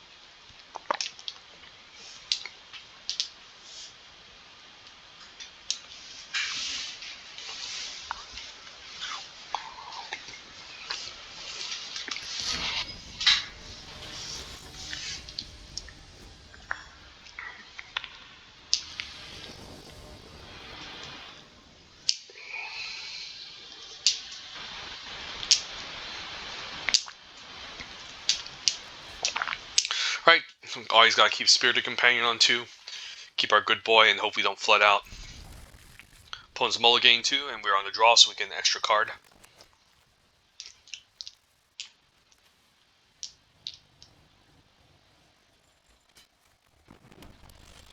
Also playing green. Alright, both are dual lands.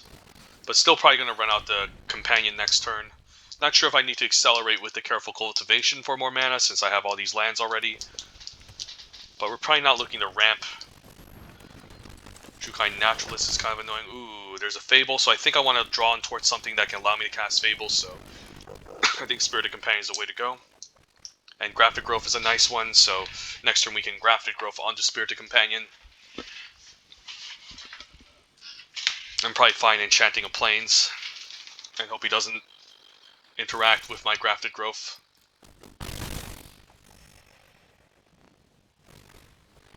Bear of Memory for 2 is pretty good. Alright, let's just Grafted Growth here. And then maybe we can cast Fable next turn, or Jukai Preserver, we'll see.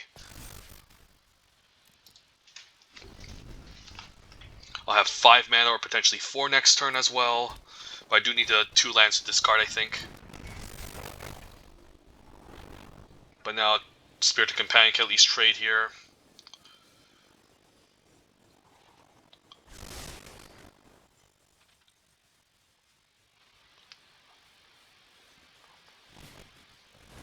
Another Jukai Naturalist. Alright, so he has a bunch of these, but luckily none of them are pumped, and he's probably not attacking here.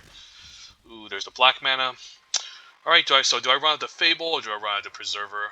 I think Fable could be better, because I do want to just get my more spells going. And I should have enough lands around 6 that I should be fine, so, you know what, let's just run out the Fable.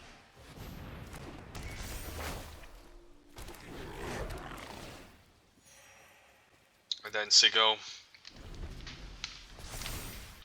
I'm fine trading here for any creature next turn just to make a token. And in that way it can also provide an artifact for Banishing Slash and Naomi. Alright, there's a 4/5. So that's kind of scary too. So I can't attack into this next turn. I'm fine trading the Spirited Companion for the Bearer here. Or the Spirit Companion for the Naturalist. I think this is okay. I can also eventually Careful Cultivate onto the onto this, although now he has nothing. Alright, so let's just discard 2 lands. So nice value, play a land, and then I think we run Imperial Oath out just to be mana efficient. And then I don't need any more lands. Shrine Steward can find me. I guess we used up our auras already, so I guess Shrine Steward is useless now. Because we have Grafted Growth, Careful Cultivation, and Harmonious Emergence, so yeah, I guess we'll bomb all 3. And then just pass the turn. And this can just keep copying our Jukai Preservers eventually. If he gets a land, then he can make this into a 6 toughness, so I have to be careful about that as well.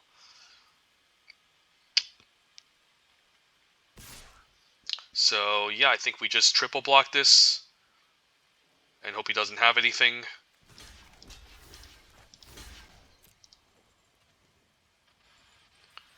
Because he needs 6 mana with the Bearer. I guess he has a pump trick here. He top decks something. Alright, safekeeping is going to be a little bit annoying. That's fine. Gotta make him use it somehow. Season can get back. Spirited Companion. I think we just run out. How much mana is this? I could run out Preserver and then Careful Cultivation. Careful Cultivation does make a pretty good blocker. I guess I can do Harmonious Emergence as well. But then Harmonious Emergence is going to end up being tapped. So probably don't mind just running out the Preserver here. And then, so he can make this into a 5 power. I might actually just want to enhance this 2/2, honestly. And then make it into a 4 toughness creature. And then say go. And then next turn we can still attack. Use a Reflection at instant speed, maybe to blow him out. Yeah, he can then activate this. I guess this will be 7 toughness, so I can always use a Reflection on his end step. Since it says Yeah, sacrificing at the beginning of the next end step. Alright, let's just run the Harmonious, I guess. And then we have 7 mana available. So the question is, do I want to run out my land for season? I guess it's okay. And then I can still activate the Reflection if I want to. Alright, we'll see go. And then we can always make the Jukai Preserver before his end step or on his end step. So yeah, he's just going to start sinking mana. We can start making the Jukai Preservers to enhance our team as well. Decides to grow the first striker, okay.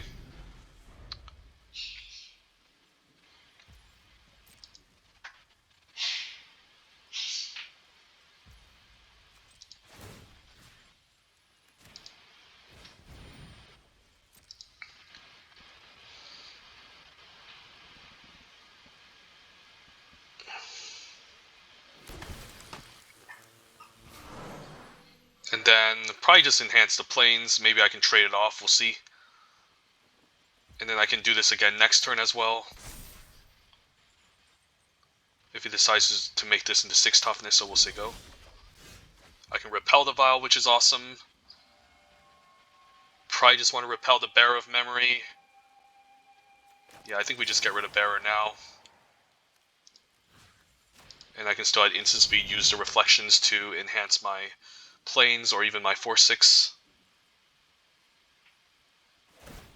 4/4 first striker, that's fine. I can still attack here, so yeah, move to combat.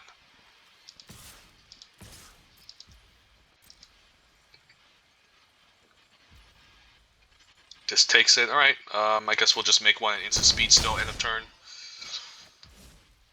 So, yep. Put a stop on his end step again. Yeah, if you do it exactly on his end step, it won't sacrifice itself because it's exactly on the end step. Alright, that's annoying. Banish Shigeki is problematic. I can always just make a copy and then put a counter on that copy itself and then attack with it. I guess that's fine.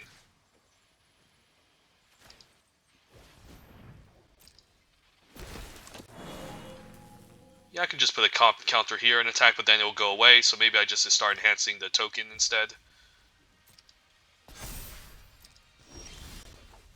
Yeah, the 4/4 first strike is being annoying. Alright, no artifacts, because we got rid of Shrine Sword, but I'm still fine playing on Naomi, I think. And again, we're not playing around Farewell. I could attack and make a treasure token, funny enough. But I probably want to enhance this 3/3 more before I start doing so, so we'll say go.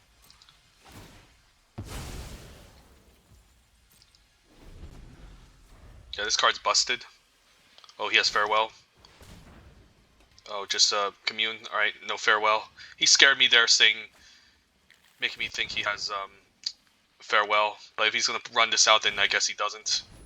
That's fine, I can just make a chump blocker for that. So don't mind if he does this.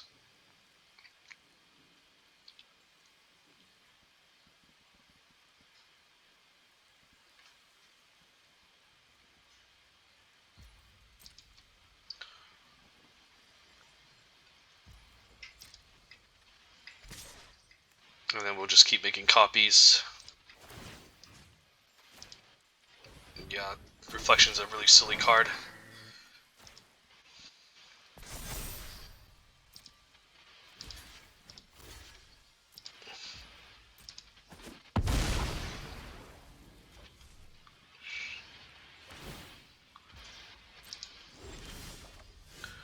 Imperial Loaf is quite good. Right, I think first things first, we can attack with a 4/4. And then at instant speed, I can make it into 5 power and 5 toughness, so the first striker won't be able to deal with it. Is he seriously going to block like that? I think that's bad.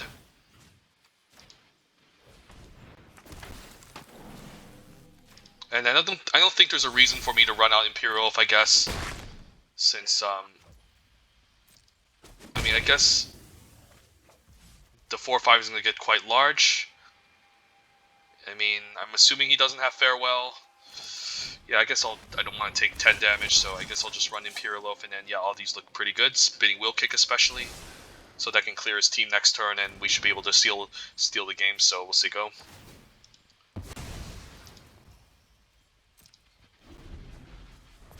And then hope he doesn't have farewell. Because he might just run this out just to make me believe he has something, whereas he doesn't. It's a 7 life gain from this is also going to be quite huge. So that's going to buy him some time. I'm still going to chump it here.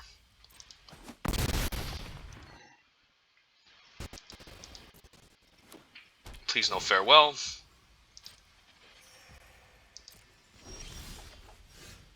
Alright, I guess how much can we spinning wheel kick for? 1, 2, 3, 4, 5, 6, 7, 8. I might as well do it for 3. And I can't really attack and use it because if I do, I guess I can make a land.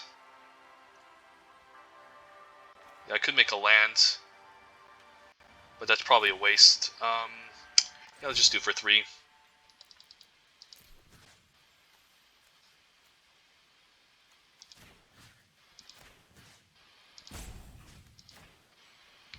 And then this way we can still activate Mirror if we want to, Fable the Mirror Breaker if we want to. And then, yeah, I should just attack here.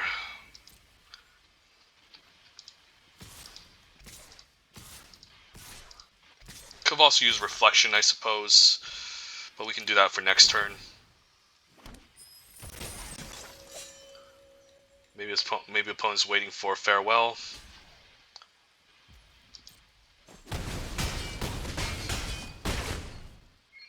Alright, so this is opponent's final turn to find farewell, otherwise we lose, we win. It's really solid green-white deck though. But can you beat Kiki Jiki? I don't think you can.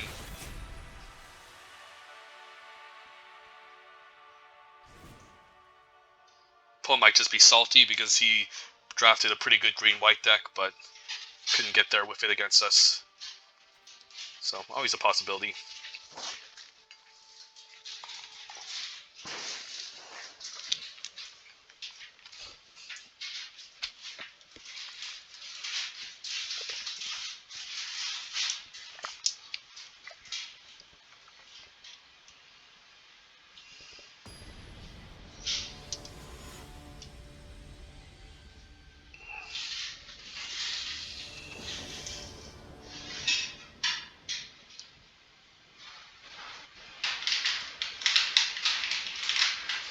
Kind of a turn 2 Spirited Companion.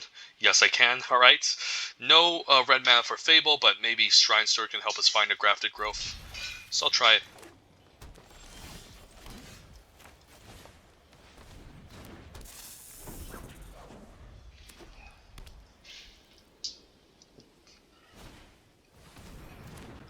Fine trading this for Bamboo, so I'm fine attacking. And I guess we have turn 4 Long Reach set up as well.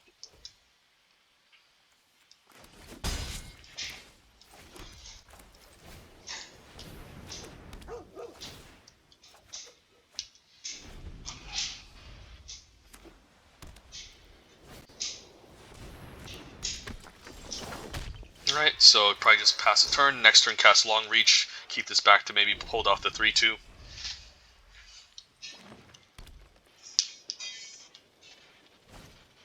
Befriend the Moss can hit me for 4, so opponent's gonna put us on a flying beatdown plan.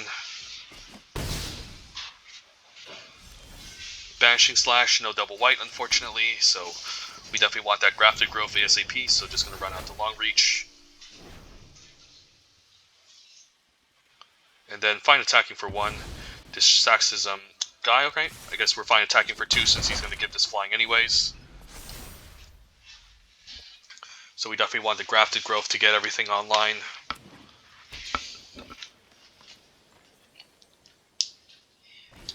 Interesting you decide to stack. Alright, so now I need a blocker, so 8 damage is a lot. Right, definitely need to keep the Death Toucher back now. Imperial Loaf would be nice on turn 6. Alright, opponent discards land. Let's run out to Shrine Steward. Find our Grafted Growth to get our mana fixing going. And yep, gonna grab this. Yoink. And yep, no reason to attack here. Maybe need to find an answer to the Befriend the Moths. This is a pretty huge clock. he can also give this trample now and activate the forest, so if I block with a Death Toucher, it's going to trample, but he's probably just going to start growing the Moth, in fact. So I could Imperial first. But I'm kind of liking maybe just using Banishing Slash on the Moth ASAP. And then I can put a counter onto, I guess, the Animus.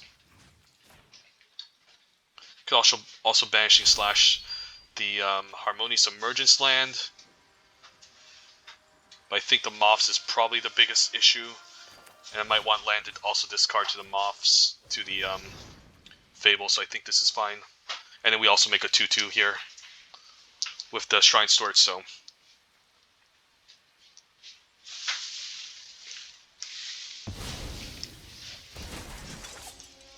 And I think if I use Fable to copy Animus, it'll still be the creature. So unfortunately, I can't just make it go off the Saga constantly, so. Yeah, I think taking out the Moths is very important, because he can again start loading counters onto it. So do I want Imperial Oath or do I want to Fade? I could also run the Kunai out, and then if he tries to put a counter onto his bear again, I can activate it. So I think this is okay, and this way I can run out Fable. And then I probably want to just equip the Kunai onto. Yeah, this opponent's really salty. To the Spirited Companion. And then just say go. And then if he tries to put a counter onto the 4/5, then I'll kill it with the Spirited Companion. So he kind of decides not to even make a move. All right, fair enough.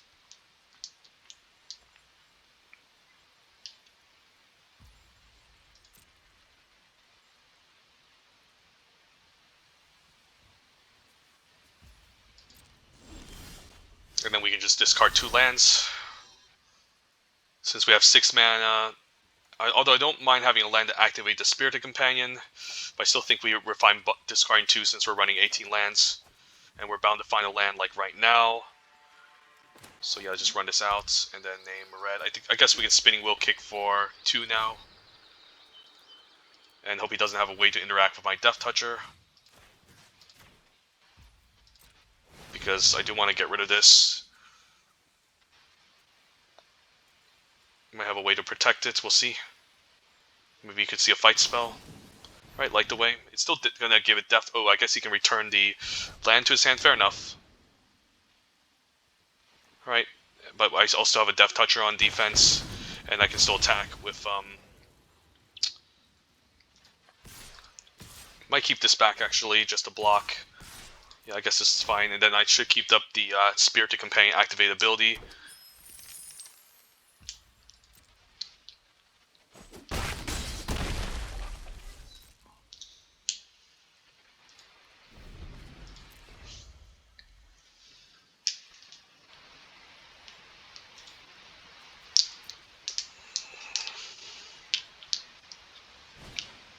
Alright, nice.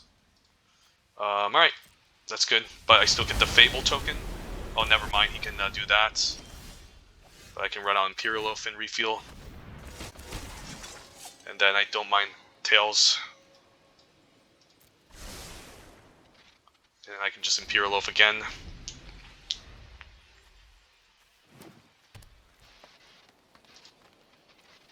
Yeah, so he had one anyways, so. Yeah, he was waiting for it all along. So this is going to slow down our clock, but we still have a lot of cards, so we can draw 2. Reign of Truth, so how much is this going to be? I think we gotta chump this. Yeah, we gotta chump it.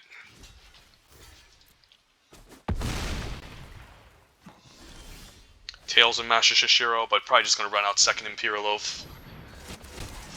And then Cloud Steel Kirin is a nice way to kind of try to end the game. I also don't hate Jukai Preserver. Yeah, I don't mind. If I guess I can run out Jukai and Selfless Samurai next turn, so it makes more sense to put this first. And then probably just chump again. And then we have a whole board of tokens.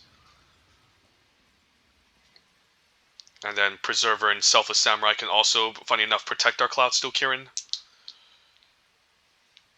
Decides not to attack. Interesting. Alright, first things first, let's run out the Selfless Samurai. And then I'm fine running out the Preserver. Probably put a counter on itself. I can also put it onto the 2/2. But it'll be a longer clock. It will be a 4-turn clock if I use the Cloudsteel. But I guess I can always Tails and Master Shishiro on it too. Very interesting. I'll put on the Preserver still just to be safe. And then if I run out of the Cloudsteel Kirin, can I reconfigure? I would need 8 mana. But maybe it's worth doing so just to start applying pressure, and I can still protect it with the Selfless Samurai. So not sure what this implies. Maybe Kyodai? Repel. Alright, Repel, sure. So I should put a counter onto the 2/2, but it's okay.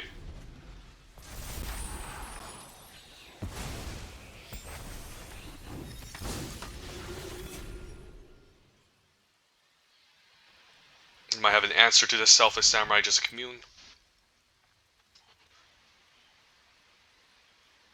I might just have to run out this Tails, actually. Since it does put a bigger creature that I can reconfigure onto the Cloudsteel Kirin, so I might want to just get this out immediately. Arrest, that's kind of annoying. Yeah, I think I'll get rid of it just so this doesn't provide another enchantment for the portraits. This way it won't grow, and I still get a good blocker for the turn. So alright, let's run out the Tails.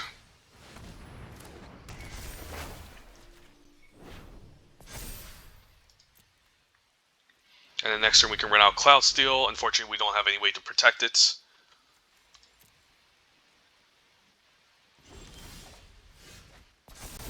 I could Season as well.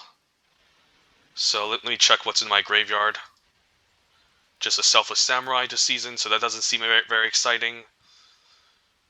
So do I put it onto a 3/3? I think it's okay. This way I can make it into a 3-turn clock with the Cloudsteel Kirin. And then I can enhance it, and then if he attacks with a 4/5, then I can just block it with my 2/2s instead. And the opponent just concedes because he realizes, yeah, he's just flooding out and not drawing into anything relevant, so.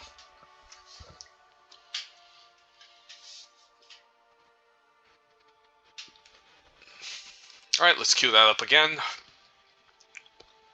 And then, yeah, this is probably going to be the final draft for the video, since I might not have enough time.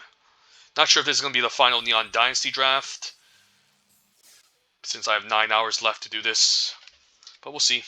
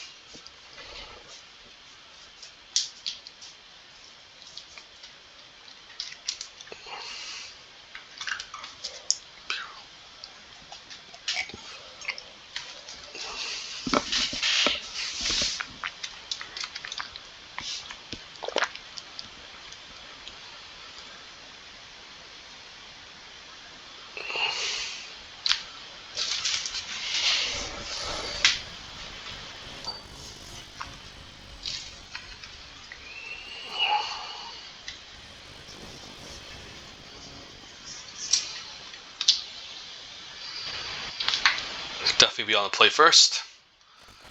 And wow, we have all 4 of our colors. I mean, you gotta keep it right on the play. Sure. Gonna leave my planes because hopefully if we get double planes, we can activate Banishing Slash. Alright, there's, we can name, I guess, white with this as well. Yeah, I think we just get the white out of the way. So we have access to Banishing Slash in case something goes to cast something on us. So luckily no Virus Beetle. I think I take out the Tempered in Solitude. It's just very annoying and, yeah. Allows me to use all my mana for the turn. And then we can use, although Repel would answer this too, but I'm not sure if he's going to cast an artifact or enchantment. I guess the Banishing Slash can answer the 3/2, so maybe I should have waited. Might just drop Tails without any value, I suppose, since I need to get on the board, and then once I get a 5/5, that can be great. So before combat, I want to repel the Tempered, so luckily I did deal the first one, so the second one can now go. I just don't want him to leverage card advantage with the Imperial Subduer. Ooh, Jukai Preserver. Never mind, I think I'll run out the Jukai instead. This way we have a target for the Tails, and then we can swing back for 5. I guess we can even use Spinning Wheel Kick, but we don't have double green, unfortunately. So this is going to get stranded for a while until we find double green. Gift of Wrath is quite good.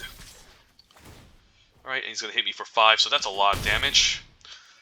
So I need a way to deal with this. So do I Spinning Wheel Kick for 1? I think I have to, just because it's just a lot of damage. And then I'm still going to attack here, because I can't block the Menacer anyways. So yeah, just get in there. This way this will slow him down, because taking 5 is a lot. So opponents in the red-white warriors. Samurai, I mean, not warriors. Luckily Tails gives vigilance now.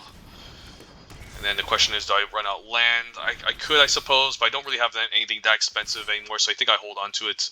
Because there's a chance we find Fable, and Fable the Mirror Breaker can make us discard. Yeah, not sure if I should even attack there, because now he gets a 4/4. So this is going to be rough if he finds removal, because this is going to put me down to 5. Ooh, I guess he can Aki Warpaint.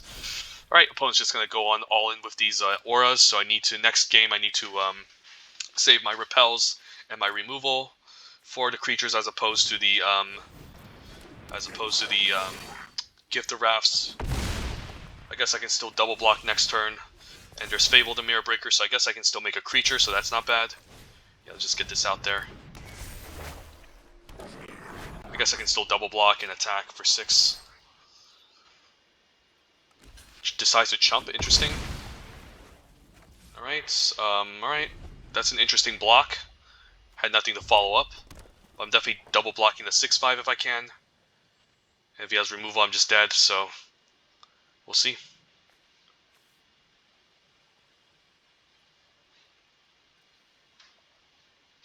No removal, please. Alright, he's just gonna make into 6/7/6 interesting. I mean, you gotta block it. If he has a pump trick, then to trample over that could be a problem, but you gotta do it. He just draws a card, but no menace, no trample, luckily. And it's still gonna trade, so that's pretty good. Alright, now we can discard some lands. Don't think I need double black or double white, so it doesn't matter. Discard 2 lands. Season Renewal is really nice, can get back Jukai Preserver. Do I want to do it now? Maybe I do, just in case he has some hasty, scary creature, so I think I get both. And just run it out. And the question is, wow, opponent just decides to concede. Alright, well that was a close match. Opponent very hyper aggressive, so I'm not sure what I want to do here. Not a ton of removal. The Regent's Authority could be an interesting card. I might want the extra Kitsune Ace maybe. So actually he's not bad, I don't think, having a Kitsune Ace. Just as a random 2/2. It's not a very exciting card, however, it's just kind of whatever. Long Reach is interesting. I probably don't want too many sagas, so maybe Long Reach can go. Tails is okay, but it's kind of expensive too. Because I just need blockers ASAP.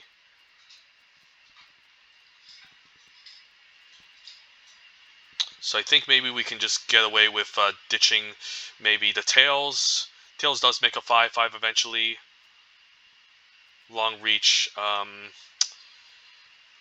it would be on the splash, so maybe I can consider ditching the Long Reach. Or maybe we can try it again, but with no Kitsune Ace. But Kitsune is just a good 2-drop that we can use early. So maybe we just cut off the Black Splash. Yeah, we can just cut the Black Splash. I guess we can even try to run 17 lands now. So how much white is this? Yeah, we could try to run 17 lands with the Regent's Authority now. 7, 8, 9, 10, 6, 7, 8, 9. 1 Mountain for Fable could be okay. So yeah, let's try this. The Regent's Authority can make our creatures larger to block better.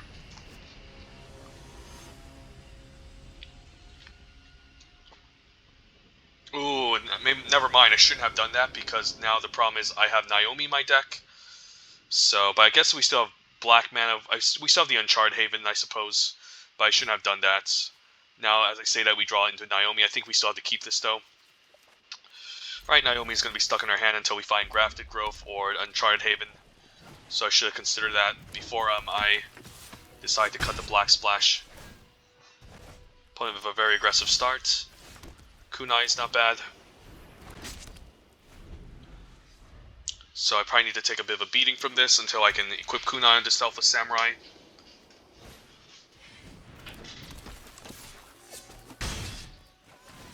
Because I don't really want to trade and I need a creature to activate the Kunai. Alright, we found a red mana, so we can name black now with the Uncharted Haven, assuming we get it. But this card is going to be awkward. Tempered in Solitude, very interesting. Alright, I think we just reconfigure. Good attack for 2. I suppose to gain some life. But I might just want this Kunai just to get rid of his 2/2 and prevent him from digging, so I think I just stay back.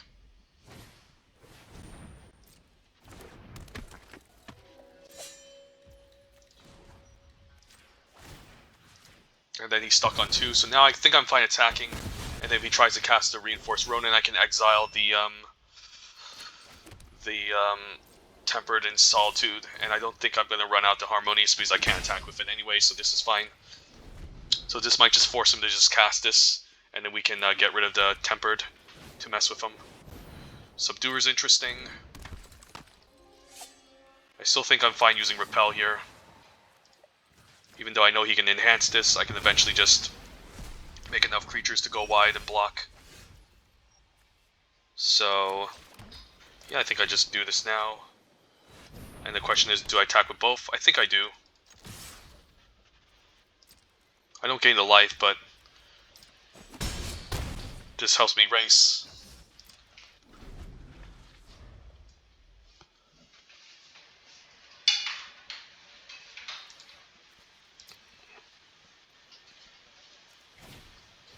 Samurai.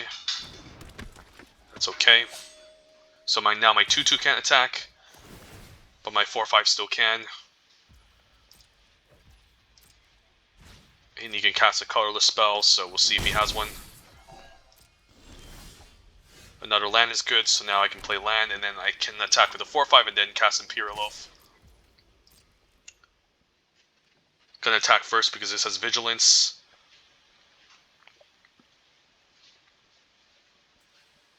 And then I can tap it and use Imperial Oath. Yeah, I just got progressive board state. Careful Cultivation's interesting. Kitsune Ace I probably don't need. I don't. I probably want the Uncharted Haven to get out ASAP, but I guess now the opponent conceded. Alright, so yeah, we got there. Managed to get 3 wins with our traditional. So we did it again. So we went 3-0 on the first deck, which was an okay blue-black deck splashing some white, and then this deck was going 4 colors, splashing for Fable and Long Reach and the Naomi in a green-white deck, so yeah, not bad. Alright, so yeah, this is really awesome, and yeah, this could just be the last Neon Dynasty draft for now, since I really don't want to wait, again, like 20-30 minutes for a traditional draft to sign up, and I really don't want to do Premier Draft. Gotta save up my gems for new Capenna, since Premier Draft it's going to just gobble up our gems. But yeah, here's the deck. Not a bad 3 wins, a lot of mana, so it was 18 lands. I mean, there's a lot of expensive cards, so 18 lands, plus it improves the spinning wheel kick, and a bunch of 5s too, so didn't hate it. And also having 18 lands improved the quality of our cards that we're splashing for. Not that we were running an extra swamp or a mountain, but it was still pretty useful to get to our Imperial Oafs, face against a couple of salty opponents, but that's fine. That's their issue. So, yeah, anyways, thank you guys for watching. I think we can crack some packs, though. And then, yeah, we'll just claim our prize.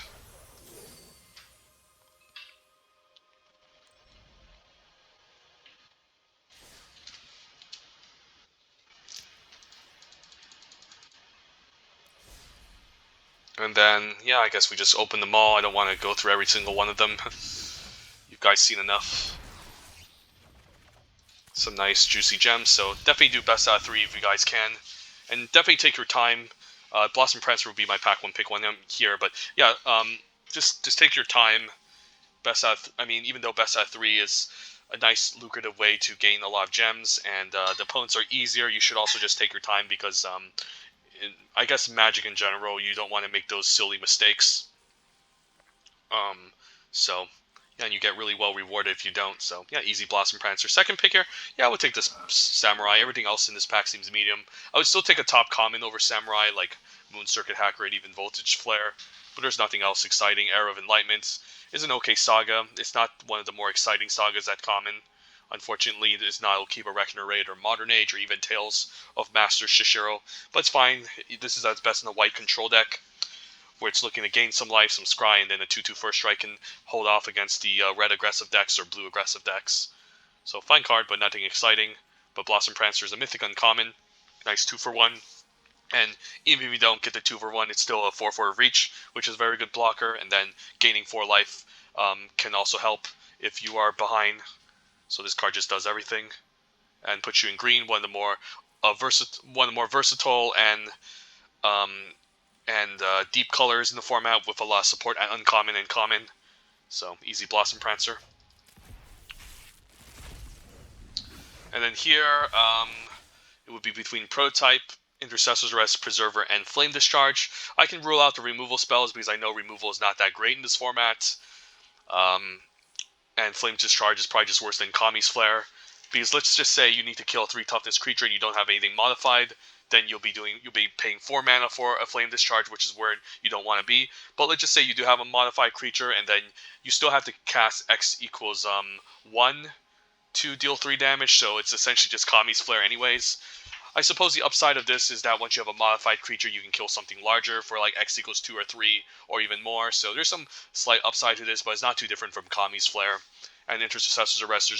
There's just too many ways to mess with it in this format. Lots of ways to bounce creatures in blue.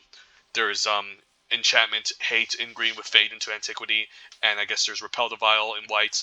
Plus in red-black, there's a Sacrifice theme, so even if you lock down their permanent, they can still sacrifice it for value. So not too high on this. So it would be between Prodigy's Prototype and the Jukai Preserver. And yeah, it's pretty close. I've been pretty impressed with the Preserver. I think it could be the best green common. I still think the best important green common would be the Season of Renewal, since green is looking to grind. But Preserver has just been very impressive. The fact that you can channel this to put 2/1/1 counters at instant speed is powerful. And then it's just a 4-mana 4/4.